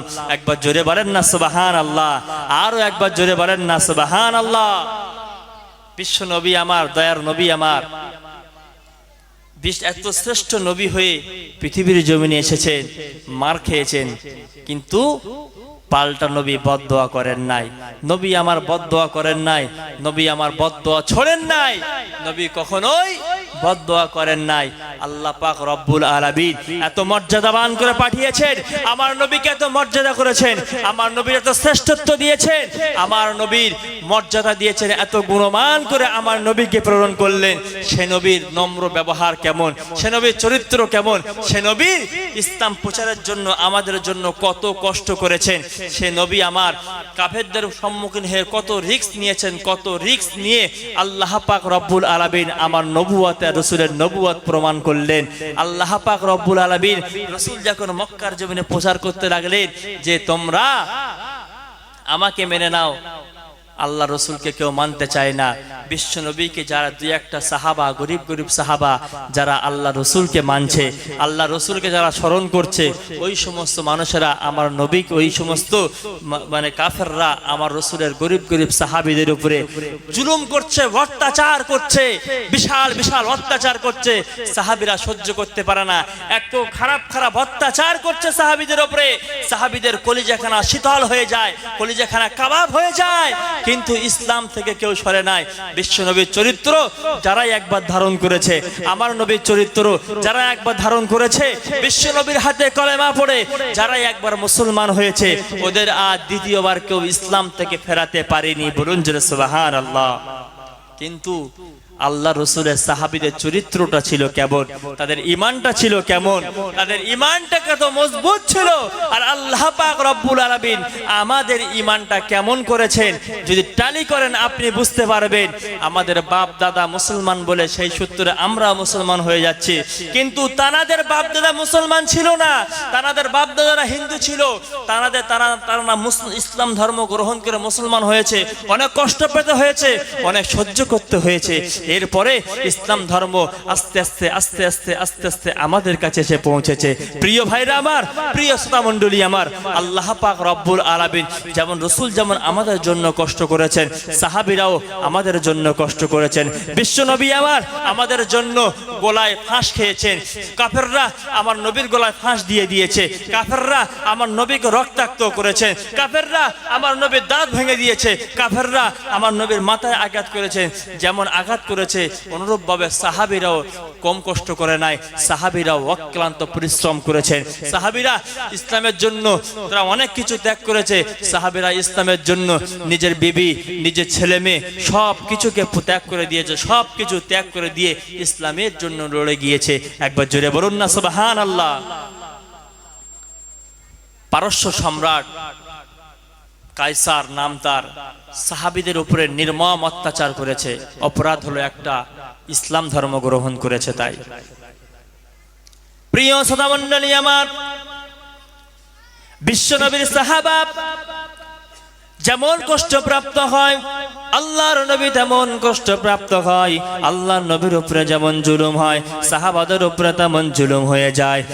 মুসলমান যে সমস্ত সাহাবা, যে সমস্ত মানুষেরা মুসলমান হয়ে গিয়েছে, যে সমস্ত মানুষেরা ইসলাম ধর্ম গ্রহণ করে আল্লাহর নবী সাহাবা হয়ে গেছে, ওই সমস্ত মানুষেরা যখন একটু এদিক ওদিক সাইজুট হয়ে যায়, কোনো কর্মক্ষেত্রে একটু দূরের দিকে চলে যায়, পারস্য সম্রাট কায়সার ওই সমস্ত মুসলমান সাহাবাদেরকে নিয়ে, ওই সমস্ত দয়ার নবী সাহাবাদেরকে নিয়ে জেলের মধ্যে বন্দী করে।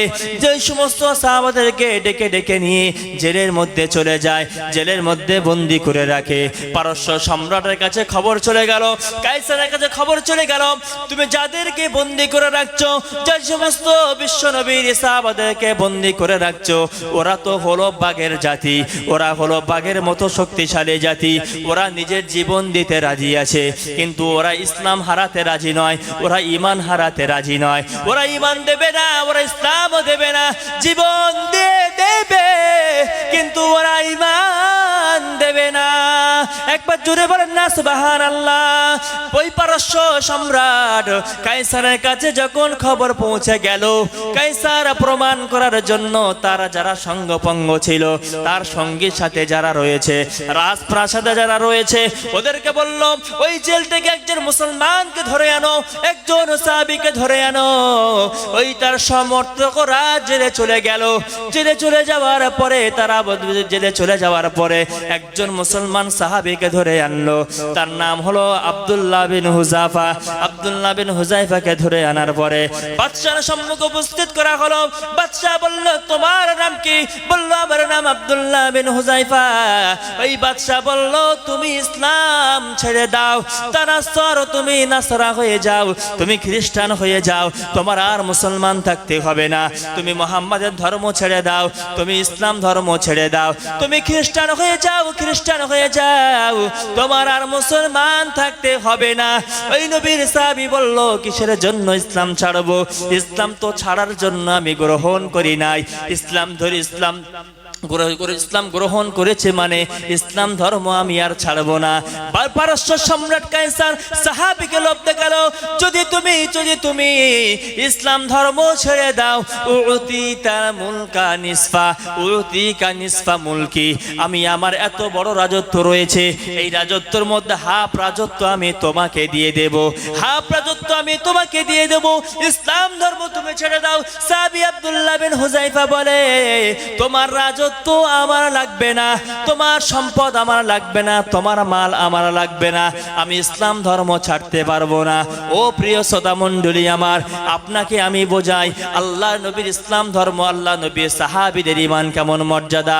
ওই সাহাবীদের যখন আল্লাহ পাক রব্বুল আলামিন নবীর সাহাবী আব্দুল্লাহ বিন হুযায়ফা ওই বাদশার মুখে এমন উত্তর দিয়ে দিল, বাদশা আবারও যখন লোভ দেখিয়ে দিল, আবারও লোভ দেখায়, তুমি যদি ইসলাম ধর্মটা পরিত্যাগ করে দাও, তুমি যদি ইসলাম ধর্ম ছেড়ে দাও, আমি আমার সিংহাসনে ভাগ তোমাকে দিয়ে দেব।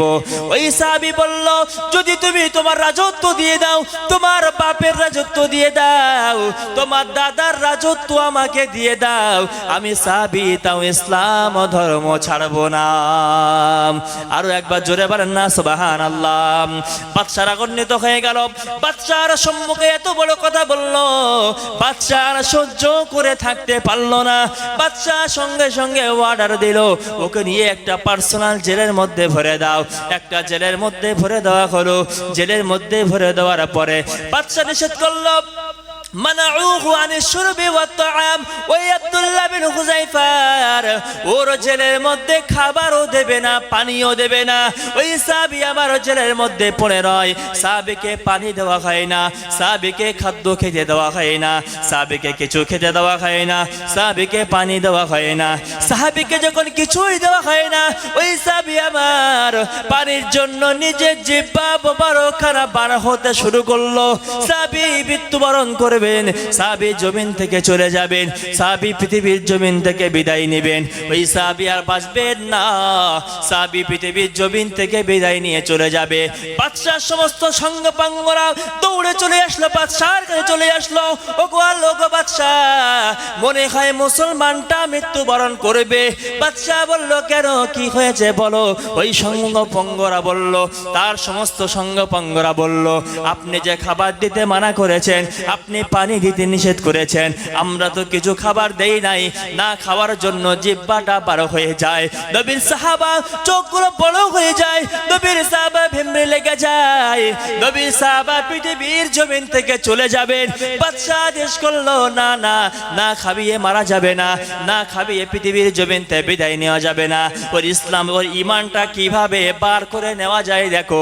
ওই বাদশা আদেশ করলো, ওর কাছে মদের গ্লাস নিয়ে যাও, শুকরের মাংস নিয়ে যাও, মদের গ্লাস নিয়ে যাও, শুকরের মাংস নিয়ে যাও, দুটো জিনিস নিয়ে যাও বলা হলো। সঙ্গপঙ্গরা সকলে মদ নিয়ে চলে গেল, সাহাবীর কাছে শুকরের মাংস নিয়ে চলে গেল। ইমানে পরীক্ষা কাকে বলে দেখেন, মদের গ্লাস নিয়ে যাওয়া হলো, শুকরের মাংস নিয়ে যাওয়া হলো। গিয়ে বলল, ও মুসলমান বাচ্চা, ও আব্দুল্লাহ বিন হুযায়ফা, তুমি মদ খেয়ে নাও, শুকরের মাংস খেয়ে নাও, নবীর সাহাবী আমার মৃত্যুবরণ করবেন। না খাওয়া সাহাবী আমার, 4 দিনের না খাওয়া সাহাবী আমার পৃথিবীর জমিন থেকে বিদায় নেবেন, পৃথিবীর জমিন থেকে চলে যাবেন, সাহাবী আর পৃথিবীর জমিনে থাকতে পারবেন না। এমন তো সময় মদ দিয়ে যাওয়া হলো, শুকরের মাংস নিয়ে যাওয়া হলো। ওই সাহাবী বলল, আমি এখন নিরুপায়। আল্লাহ কোরআন শরীফের মধ্যে জানিয়েছেন, বান্দা তুমি যদি নিরুপায় হয়ে যাও, আমি আল্লাহ তোমার জন্য সব কিছু হালাল করে দিলাম। সাহাবী বলল, এই মুহূর্তে আল্লাহ পাক রব্বুল আলামিন আমার জন্য মদ হালাল করেছে, আমার জন্য শুকরের মাংস হালাল করেছে, কিন্তু আমি এখন মদ খেতে পারবো না, আমি এখন শুকরের মাংস খেতে পারবো না, কারণ আমি যদি এখনই খাও, তোমরা আমার নবীকে নিয়ে ঠাট্টা করবে, তোমরা আমার নবীকে নিয়ে হাসাহাসি করবে।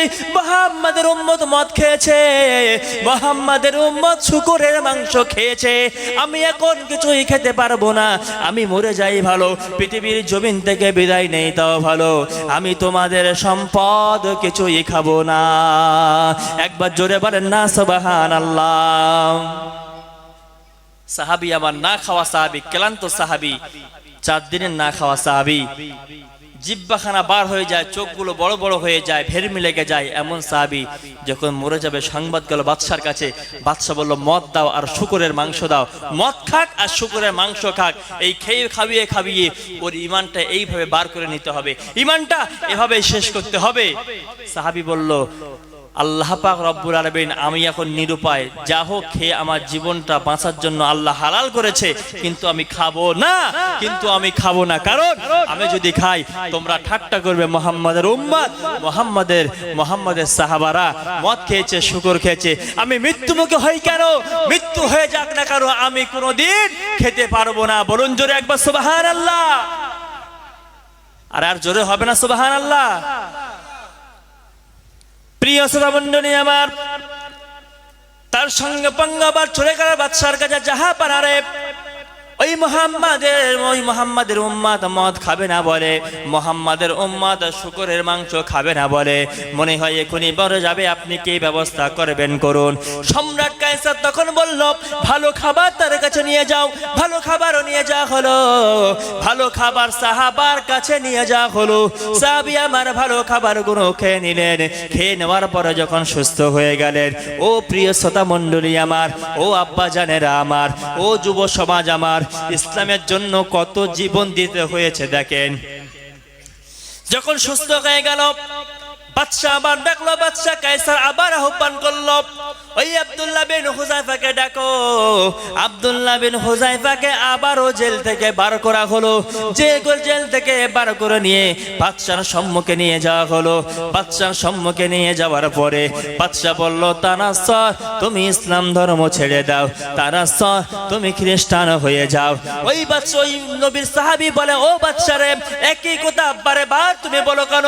আমি ইসলাম ধর্ম ছাড়তে পারবো না, আমি ঈমান হারাতে পারবো না, তুমি বারবার আমাকে রিকোয়েস্ট করো না, আমি ইসলাম ধর্ম ছাড়তে পারবো না, আমি ইসলাম ধর্ম কখনোই ছাড়তে পারবো না। এমন কথা যখন বলে, বাদশা আদেশ করে দিল। তো বাদশা তার সঙ্গ পঙ্গ আদেশ করলো, চলে যাও, জেল থেকে আবারও দুজন মুসলমানকে নিয়ে এসো। ও প্রিয় শ্রোতা মণ্ডলী আমার, আবারও দুজন সাহাবাকে আনা হলো। দুজন সাহাবাকে আনার পর বাদশার সম্মুখে উপস্থিত করা হলো। বাদশার সম্মুখে একটা বড় কড়াই উপস্থিত করা হলো। কড়ার মধ্যে তেল দেওয়া হলো। তেল দিয়ে টকবক টকবক টকবক টকবক করে তেল ফোটাতে শুরু করলো। তেলগুলো যখন টকবক করে ফোটে, ওই বাদশা তখন আব্দুল্লাহ বিন হুযায়ফাকে বলে, ও হুযায়ফা, ইসলাম ধর্ম ছেড়ে দাও, ও হুযায়ফা, ইসলাম ধর্ম ছেড়ে দাও, তানাসসর, তুমি নাসারা হয়ে যাও। আব্দুল্লাহ বিন হুযায়ফা বলে, না বাবু, না বাদশা, ও কায়সার বাদশা, আমার মেরে ফেলো না কেন, আমি ঈমান ছাড়তে পারবো না, ইসলাম ছাড়তে পারবো না। সঙ্গে সঙ্গে বাদশা তখন করলো কি, একজন মুসলমানকে ধরে, গরম টকবক টকবক করে ফুটছে তেল, একজন মুসলমানকে ধরে তেলের মধ্যে ফেলে দিল। তেলের মধ্যে একজন রাসূলের সাহাবীকে, প্রিয় নবীর একজন সাহাবী ইসলাম ধর্ম ছাড়েনি বলে গরম তেলের মধ্যে টকবক করে ফোটে। আপনি দেখবেন আপনার গরম তেলের মধ্যে যখন কিছু দেওয়া হয়, সঙ্গে সঙ্গে ভাজা হয়ে যায়, ভুনা হয়ে যায়। সাহাবী হুজুরকে আমার যখন গরম তেলের মধ্যে ফেলে দেওয়া হলো, সাহাবী হুজুর আমার গোশতগুলো সব ভুনা হয়ে গেল, সাহাবীর গোশতগুলো সব পুড়ে ভুনা হয়ে গেল, হাড্ডিগুলো পড়ে রইল। অন্যজন এমন প্রথম জনকে তেলের মধ্যে ভাজার পর আব্দুল্লাহ বিন হুযায়ফাকে বাদশা আবারও বলে, ও আব্দুল্লাহ বিন হুযায়ফা, দেখো না, তোমার সম্মুখে তোমার জাত ভাই মুসলমান একটা ভাইকে আমি তেলে দিয়ে ভেজে দিয়েছি, এবার বলো না তুমি ইসলাম ধর্ম ছাড়বে কিনা বলো। আব্দুল্লাহ বিন হুযায়ফাকে বলে, বাদশা রে, একবার কেন, তুমি যদি 10 বার আমার তেলের মধ্যে দাও, আমি হুযায়ফা ঈমান ছাড়বো না। আরো জোরে বলেন না সুবহানাল্লাহ। প্রিয় শ্রোতা মণ্ডলী আমার, এরপরে আরেকজন মুসলমানকে ধরা হলো। আরেকজন মুসলমানকে ধরার পরে তাকেও তেলের মধ্যে দেওয়া হলো। তেলের মধ্যে পুড়িয়ে দেওয়া হলো, তেলের মধ্যে ভেজে ফেলা হলো। এরপরে আব্দুল্লাহ বিন হুযায়ফা ইসলাম ছাড়ে না, কায়েস পরীক্ষা করতে চায়। পারস্য সম্রাট কায়েস পরীক্ষা করতে চায় মুসলমানদের ঈমান কতটুকু তাজা, মুসলমানদের ঈমান কতটা মর্যাদাবান। কায়েস পরীক্ষা করতে চায়। এরপরে আব্দুল্লাহ বিন হুযায়ফাকে আবারও জেলের মধ্যে বন্দী করে দিল। সম্রাট কায়েস বলল, দুজন সুন্দরী রমণীকে ওই সাহাবীর কাছে পৌঁছে দাও। দুজন তখনকার পারস্যর বুকে সুন্দর টপ দুজন নারীকে, সুন্দর যুবতী টকবগু যুবতী দুজন নারীকে ওই আল্লাহর নবীর সাহাবীর কাছে পৌঁছে দেওয়া হলো। আল্লাহর নবী যে জেলের মধ্যে রয়েছে, ওই সাহাবীর জেলের মধ্যে দুজন নারীকে দেওয়া হয়েছে। পারস্য সম্রাট বলল, ওই আব্দুল্লাহ বিন হুযায়ফা ওই মহিলার সঙ্গে খারাপ কাজ করবে, মহিলার সঙ্গে নেককারজনক কাজ করবে, জঘন্য কাজ যখন করবে, ওর ঈমানটা তখন হালকা হয়ে যাবে। ঈমানটা যখন হালকা হয়ে যাবে, ও তখন ঈমানটা ছেড়ে দেবে, ইসলাম ধর্ম থেকে বার হয়ে চলে আসবে। এই ভেবে দুজন সুন্দরী নারীকে, দুজন সুন্দরী নমরীকে আব্দুল্লাহ বিন হুযায়ফার কাছে পাঠানো হলো। আব্দুল্লাহ বিন হুযায়ফার কাছে পাঠানোর পর যখন তারা আব্দুল্লাহ বিন হুযায়ফার সম্মুখে গিয়ে নিজেদের কাপড়গুলো সব খুলতে লাগে, নিজেদের কাপড়গুলো খুলতে থাকে, আব্দুল্লাহ বিন হুযায়ফা একটা বারের জন্য মহিলাদের দিকে তাকায় না। আব্দুল্লাহ বিন হুযায়ফা আল্লাহর ধ্যানে মগ্ন থাকেন। আব্দুল্লাহ বিন হুযায়ফা আল্লাহর ধ্যানে মগ্ন থাকেন। আব্দুল্লাহ বিন হুযায়ফা আল্লাহর নামে জিকির করে। আব্দুল্লাহ বিন হুযায়ফা আল্লাহর দরবারে সিজদায় পড়ে। 3-4 দিন হয়ে গেল, আব্দুল্লাহ বিন হুযায়ফা মহিলাদের দিকে তাকায় না, মহিলাদের গায়ে স্পর্শ দূরের কথা, একটা বারের জন্য নজরখানা ওদের দিকে দেয় না। 4 দিনের মাথায় যখন হয়ে গেল, ওই মহিলাগুনা পার হয়ে চলে গেল। বাদশার কাছে গিয়ে বলল, জাহাপানারে বাশারুন আম হাজারুন, আপনি যার কাছে পাঠিয়েছেন এ কি একটা মানুষ নাকি পাথর? বাদশা বলল, কেন, কিসের জন্য এমন কথা বলো? ওই মহিলাগুলো তখন বলতে লাগলো, ও জাহাপানারে, আমরা এতক্ষণ 4 দিন ধরে ওর কাছে ছিলাম, একটা বার তো আমাদের এদিকে তাকালো না। সাহাবী হুজুর ঈমান নষ্ট করার জন্য দুজন সুন্দরী রমণীকে দেওয়া হয়েছে, কিন্তু কোনো কাজ হয় নাই। 4 দিনের দিন ওই মহিলারা পার হয়ে এসে বাদশাকে বলল, কি ব্যাপার বাদশা, কার কাছে পাঠিয়েছেন? বাশারুন আম হাজারুন, মানুষ নাকি পাথর? বাদশা অবাক, কেন? বলছে, ইসলাম আমাদের সঙ্গে খারাপ কাজ করা তো দূরের কথা, একটা বারের জন্য আমাদের দিকে ফিরেও তাকালো না। বাদশা বলল, ঠিক আছে, আব্দুল্লাহ বিন হুযায়ফাকে ডাকো। আব্দুল্লাহ বিন হুযায়ফাকে ডাকা হলো। ডাকার পরে বলল, আমি তোমার সঙ্গে এমন ব্যবহার করেছি, তোমার জীবন নেওয়ার সম্মুখীন আমি করে দিয়েছি, কষ্ট দিয়েছি, আমি পারস্য সম্রাট কায়সার, আমাকে মাফ করে দাও, ক্ষমা করে দাও। আমি বুঝে গিয়েছি মুসলমান হলো বাগের জাতি, আমি বুঝে গিয়েছি মুসলমান হলো বাগের জাতি, এরা আল্লাহর জন্য মরতে পারে, এরা নবীর জন্য মরতে পারে, এরা বাতিলের সম্মুখে মাথা নত করো না, আসো আসো আমার কাছে আসো। বাদশা ডেকে বলে, আমার কপালে একটা চুমু দাও। আব্দুল্লাহ বিন হুযায়ফা বলেন, না, পারবো না, দিতে পারবো না, দিতে পারি একটা শর্ত। কি শর্ত? বলল, যতগুলো আমার মুসলমান ভাইকে তুমি জেলের মধ্যে বন্দী করে রেখেছো, সবগুলোকে তুমি যদি ছেড়ে দাও, তাহলে আমি তোমার কপালে চুমু খাবো। তখন বাদশা বলল, ঠিক আছে, ঠিক আছে, ঠিক আছে, দেবো, কিন্তু আমার কপালে চুমু খাও। আব্দুল্লাহ বিন হুযায়ফা চুমু খেয়েছে। চুমু খাওয়ার বদৌলতে সমস্ত মুসলমান সাহাবা যারা জেলের মধ্যে বন্দী ছিল, আল্লাহ পাক রব্বুল আলামিন অশেষ রহমতে সকলকে নিয়ে আপন দেশে আবার পাড়ি দিয়েছে। বলুন জোরে সুবহানাল্লাহ। আরো একবার জোরে বলবেন না সুবহানাল্লাহ? ইসলামের জন্য এমন কষ্ট করতে হয়েছে, ইসলামের জন্য তেলের মধ্যে পুড়তে হয়েছে, ইসলামের জন্য না খেয়ে থাকতে হয়েছে, ইসলামের জন্য নিজে সবকিছুকে হেফাজত করে রাখতে হয়েছে। এরপরে ইসলাম ধর্ম আমাদের পর্যন্ত পৌঁছেছে, ইসলাম ধর্ম আমাদের পর্যন্ত এসেছে। আমরা সত্যিকারের প্রিয় শ্রোতা মণ্ডলী আমার, ও যুব সমাজ, আমার আব্বা জানেনা, মুরব্বিয়ানেরা, ইসলাম ধর্মকে আজ আমরা মানতে চাই না, ইসলাম ধর্মকে আমরা দাম দিতে চাই না, ইসলাম ধর্ম আমরা কিছুই মনে করি না, আমরা ইসলাম ধর্ম পালনে কষ্ট করি। প্রিয় শ্রোতা মণ্ডলী আমার, মরণামুখী সম্মুখে সাহাবী হুজুরের কাছে মদ নিয়ে যাওয়া হয়, সাহাবী হুজুর খায় না।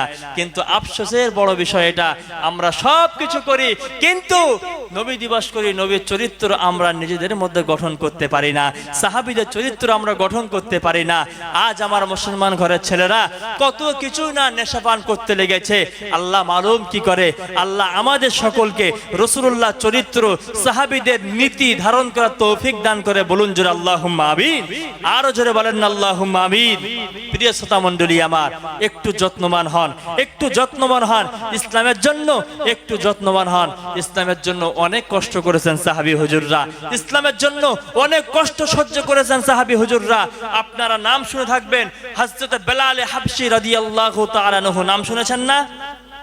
বেলাল হাবশী রাদিয়াল্লাহু তাআলা আনহু হুজুর আমার যখন ইসলাম ধর্ম গ্রহণ করেন তখন তিনি বর্ণনা করেন, বলতে আমার যে মনিব ছিল, আমার মনিবের নাম হলো উমাইয়া।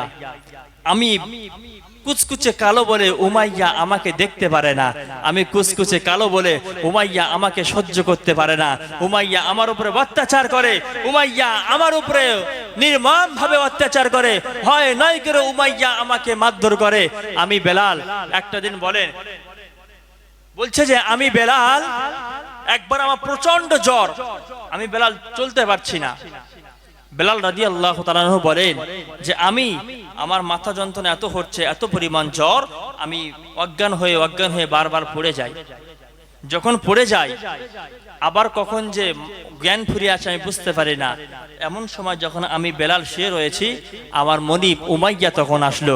উমাইয়া এসে বলে, ও বেলাল, কালকে আমার বাড়ি মেহমান আসবে, তুমি এই 15 কেজি চাল, 15 কেজি গম তুমি হাত জাতায় আমাকে পিছে দিও। বেলাল বলছে, আমার তখন শরীর খারাপ, আমি চলতে পারি না, আমি তখন বেহুশ হয়ে যাচ্ছি। এমন সময় আমার কাজ বলেছে, আমার মনিব বলেছে আমি না করতে পারি না, কি করব? আমি বেলাল অসুস্থ অবস্থায় আমি গমখানা পিষতে লাগলাম। পিষতে যখন আমি দেখলাম গম পিষতে দেখলাম 1-1.5 কিলো যখন গম পেশা হলো, তখন দেখলাম আমি বেলাল আর চলতে পারি না। একটা বার দরুদ শরীফ পড়েন, আল্লাহুম্মা সাল্লি আলা।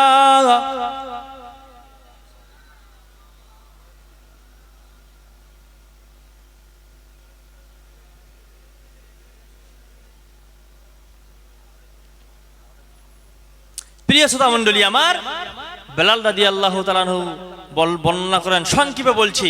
বেলাল রাদিয়াল্লাহু তাআলা আনহু বলেন যে উমাইয়া আমাকে এতটা গম পিষতে দেয়।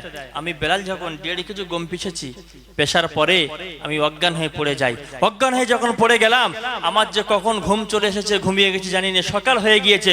সকাল যখন হয়ে গিয়েছে, উমাইয়া আমার মনিব আমার ঘরের মধ্যে প্রবেশ করলো। আমার মনিব ঘরের মধ্যে প্রবেশ করে দেখে আমি বেলাল ঘুমিয়ে রয়েছি। আমার মনিব আমার গায়ে জ্বর, মনিব দেখলো না, মনিব মায়া করলো না। আমি বেলাল আমাকে মারধর করা শুরু করে দিল। বেলাল রাদিয়াল্লাহু তাআলা আনহু বলে, আমার বুকে লাথি মারা শুরু করে দেয়, আমার মাথায় মারা শুরু করে দেয়। উমাইয়ার ভাই আমাকে ধাক্কা মেরে ফেলে দেয়, ঠেলা মেরে ফেলে দেয়, এমন অত্যাচার করা শুরু করে দেয়। বেলাল রাদিয়াল্লাহু তাআলা আনহু বলেন, শুধু এই নয়, আমাকে বাড়ি থেকে মেরে ঘাত ধাক্কা দিয়ে বাড়িতে বার করে দেয়। আমি 2 দিনের না খাওয়া বেলাল, আমাকে উমাইয়া 2 দিন খেতে দেয় না, আমার ডাক্তার ফাতি করে না, আমার চিকিৎসা করে না। আমি বেলাল বড্ড অসুস্থ। এরপরে আমাকে মেরে আমার মনিব ঘর থেকে বার করে দেয়। আমি রাস্তায় গিয়ে বসে বসে কাঁদি। সকলেই আমার পাশে চলে যায়, কেউ আমি বেলাল আমার সঙ্গে কথা বলে না। আমি বেলাল, আমাকে কেউ ভালো বন্ধু জিজ্ঞাসা করে না। আমি বেলাল, আমার সঙ্গে কেউ কথা বলে না। আমি কাঁদছি কেন, কেউ জিজ্ঞাসা করে না। এমন সময় রাস্তা দিয়ে দয়ার নবী, মায়ের নবী হেঁটে আসেন, আমার নবী হেঁটে আসেন। বেলালকে দেখে নবী আমার জিজ্ঞাসা করলো, কে বাবা বেলাল, বলো না তোমার কি হয়েছে, বলো না। আল্লাহ রাসূল সাল্লাল্লাহু আলাইহি ওয়াসাল্লাম বেলালকে জিজ্ঞাসা করলো, বেলাল তোমার কি হয়েছে, তুমি আমাকে বলো না। বেলাল রাদিয়াল্লাহু আনহু বলেন, কে আপনাকে তো আমি চিনি না। বিশ্ব নবী বলেন, আমার পরিচয় আপনাকে পরে দেব, কিন্তু তার আগে কি হয়েছে আমাকে বলো। বেলাল রাদিয়াল্লাহু আনহু বলেন, আমাকে আমার মনিব উমাইয়া দুদিন ধরে খেতে দেয় না, আমার দুদিন ধরে খেতে দেয় না। এরপরে আমাকে প্রচন্ড মারধর করেছে, আমাকে বাড়ি থেকে বার করে দিয়েছে। আমি কালো বেলাল বলে কোনো মানুষ আমার খবর নেয় না, কোনো মানুষ আমার যত্নবান করে না, কোনো মানুষ আমার খোঁজ খবর নেয় না। বিশ্বনবী আমার বললে, বেলাল রে একটা বার আমার অনুমতি দাও। আমি বিশ্বনবী বেলাল রে একটা বার আমাকে অনুমতি দিয়ে দাও, আমি বাড়ি থেকে তোমার জন্য খাবারের ব্যবস্থা করে নেই, আমি বাড়ি থেকে তোমার জন্য খাবারটা আনি।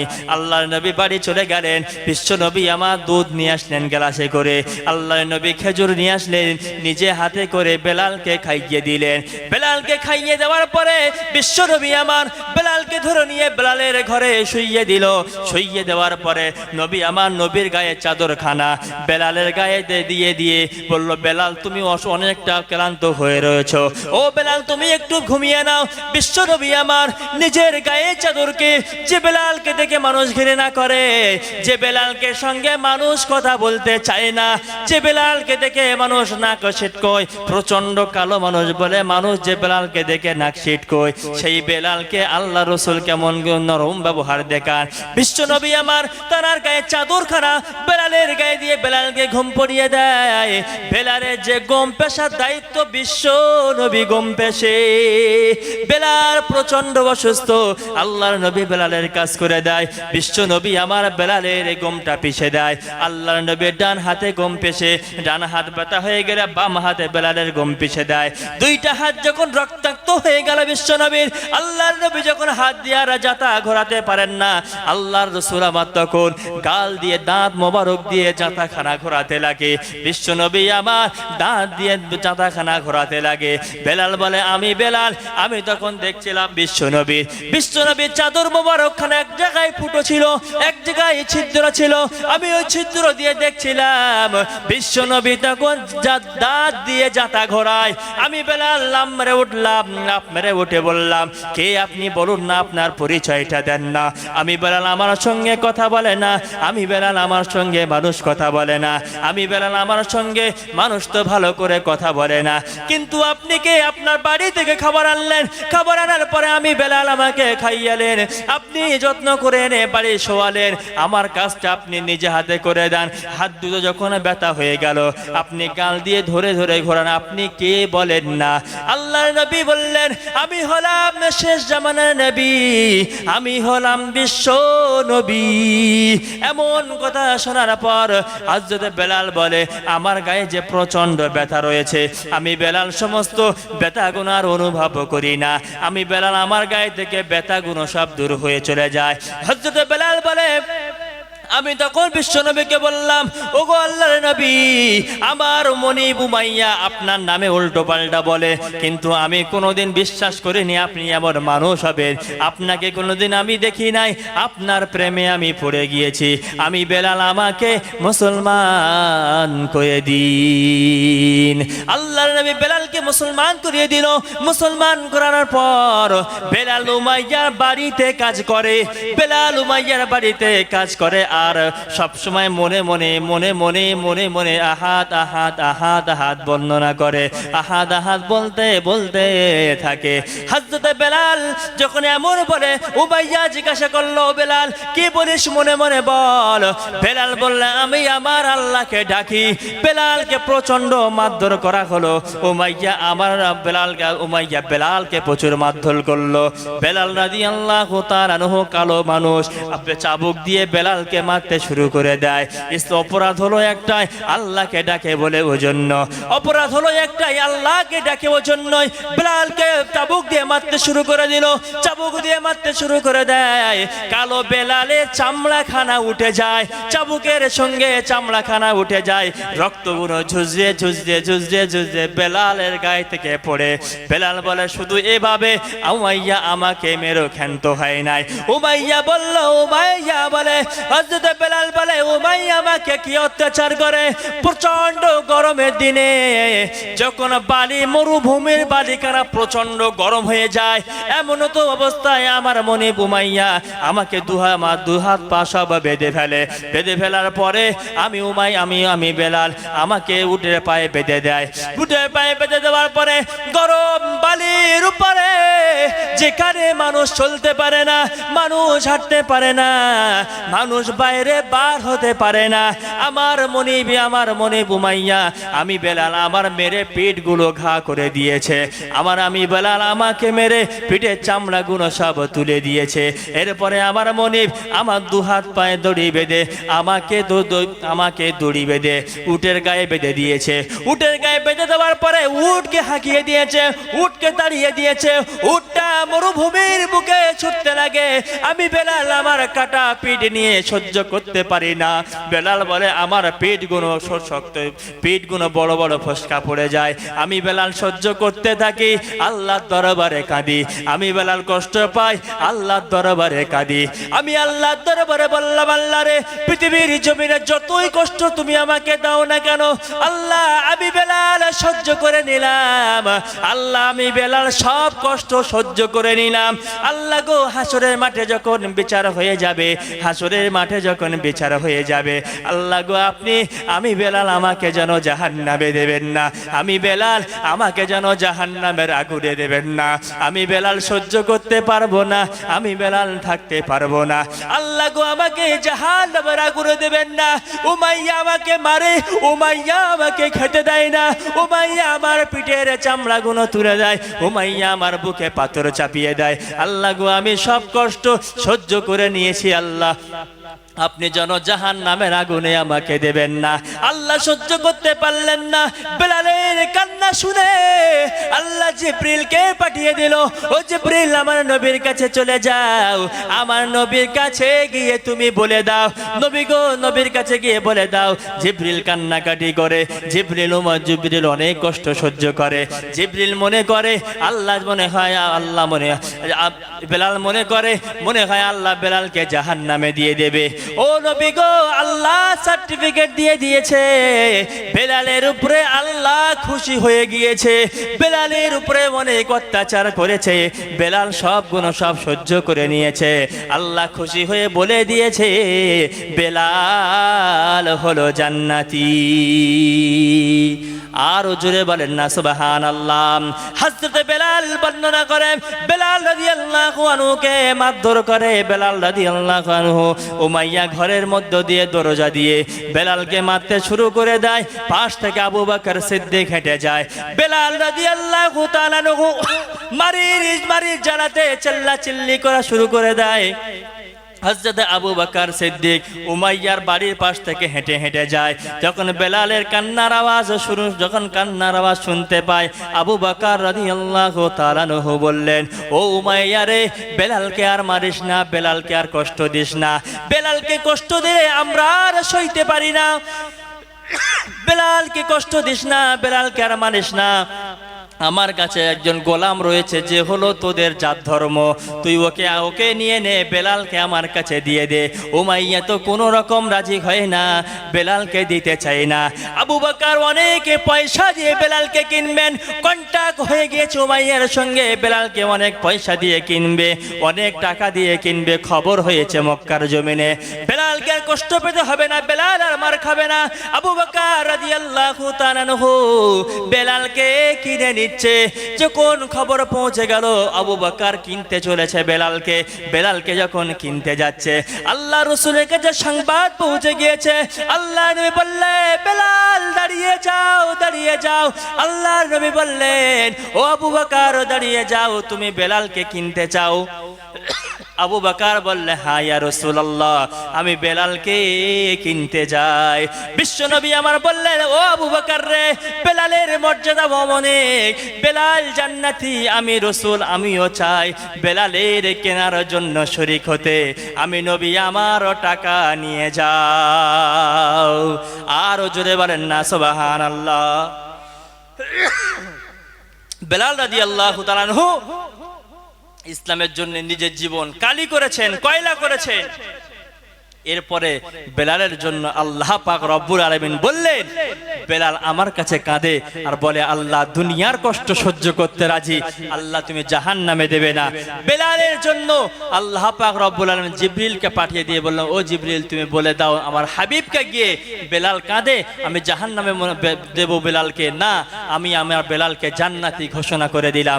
বেলাল রাদিয়াল্লাহু তাআলার মর্যাদা যখন এমন বেড়ে গেল, আবু বকর রাদিয়াল্লাহু তাআলা আনহু বেলালকে নিয়ে কিনতে যাবে, এমন সময় বিশ্বনবী খবর চলে পেয়েছেন। আবু বকরকে ডাক দেন, ও আবু বকর তুমি বেলালকে কিনতে যাচ্ছ? আবু বকর বলে, হ্যাঁ ইয়া রাসূলুল্লাহ আমি কিনতে যাচ্ছি বেলালকে। আল্লাহ নবী বললেন, বেলালের মর্যাদা এমন, বেলালের সম্মান এমন, বেলালের মর্তবা এত উঁচুই আল্লাহ করে দিয়েছে, আল্লাহ যদি হাসরের মাঠে জিজ্ঞাসা করে আমার গরিব বেলালকে কেনার জন্য কে কে টাকা দিয়েছে বলো, আমি বিশ্ব নবী যেন হাসরের মাঠে আল্লাহকে বলতে পারি, আল্লাহ আমি বেলালের কেনার জন্য টাকা দিয়েছিলাম, আমি সেদিনকে আল্লাহর কাছে বলতে পারবো আল্লাহ আমি বেলালের কেনার জন্য টাকা দিয়েছিলাম। ও আবু বকর আমার টাকাটা নিয়ে যাও বেলালের কেনার জন্য। বলুন জোরে সুবহানাল্লাহ। বেলাল রাদিয়াল্লাহু তাআলা আনহু নিজের জীবনকে কয়লা করেছেন, নিজের জীবনকে পুড়িয়েছেন। এরপরে নবী আমার সাহাবাদেরকে জান্নাতের সার্টিফিকেট দিয়েছেন। নবী আমার মর্যাদাবান সাহাবীদেরকে জান্নাতের সার্টিফিকেট দিয়েছেন। প্রিয় ভাই আমার, বক্তব্য শেষের পথে টানবো। আপনাদেরকে আমি বোঝাতে চাই, ইসলামের জন্য জীবন দিলে, ইসলামের জন্য প্রাণ দিলে, ইসলামের জন্য কুরবান হতে পারলে আল্লাহ আপনার মান সম্মান বাড়াবেন, আল্লাহ আপনার মর্যাদা বাড়াবেন, আপনার জীবনে কোনো টেনশন থাকতে পারে না, দুঃখ থাকতে পারে না। প্রিয় শ্রোতা মণ্ডলী আমার, আপনাকে আমি বোঝাতে চাই, পৃথিবীর সাময়িকের দিন, বেশি দিন মানুষ বাঁচতে পারে না, বেশি দিন মানুষ থাকতে পারে না, সময় আসলে তার চলে যেতে হবে। কে কতদিন থাকবে জানে না। নিজের জীবনকে পরিবর্তন করতে হবে, নিজের জীবনে বাস্তবায়ন করতে হবে, আমল করতে হবে। যারাই কষ্ট করেছে, যারাই নিজের জীবনে রক্ত ঝরিয়েছে, ওরাই একদিন সফল হয়ে গিয়েছে। বলুন জোরে সুবহানাল্লাহ। আরো একবার জোরে বলেন না সুবহানাল্লাহ। যাদের হৃদয় আছে আল্লাহর ভয়, তারা কবু পথ ভুলে যায় না। আল্লাহর প্রেম ছাড়া এই দুনিয়ায় কারো কাছে কোনো কিছু চাই না। আল্লাহর প্রেম ছাড়া এই দুনিয়ায় কারো কাছে কোনো কিছু চাই না। রাতের আধারে যারা সেজদাতে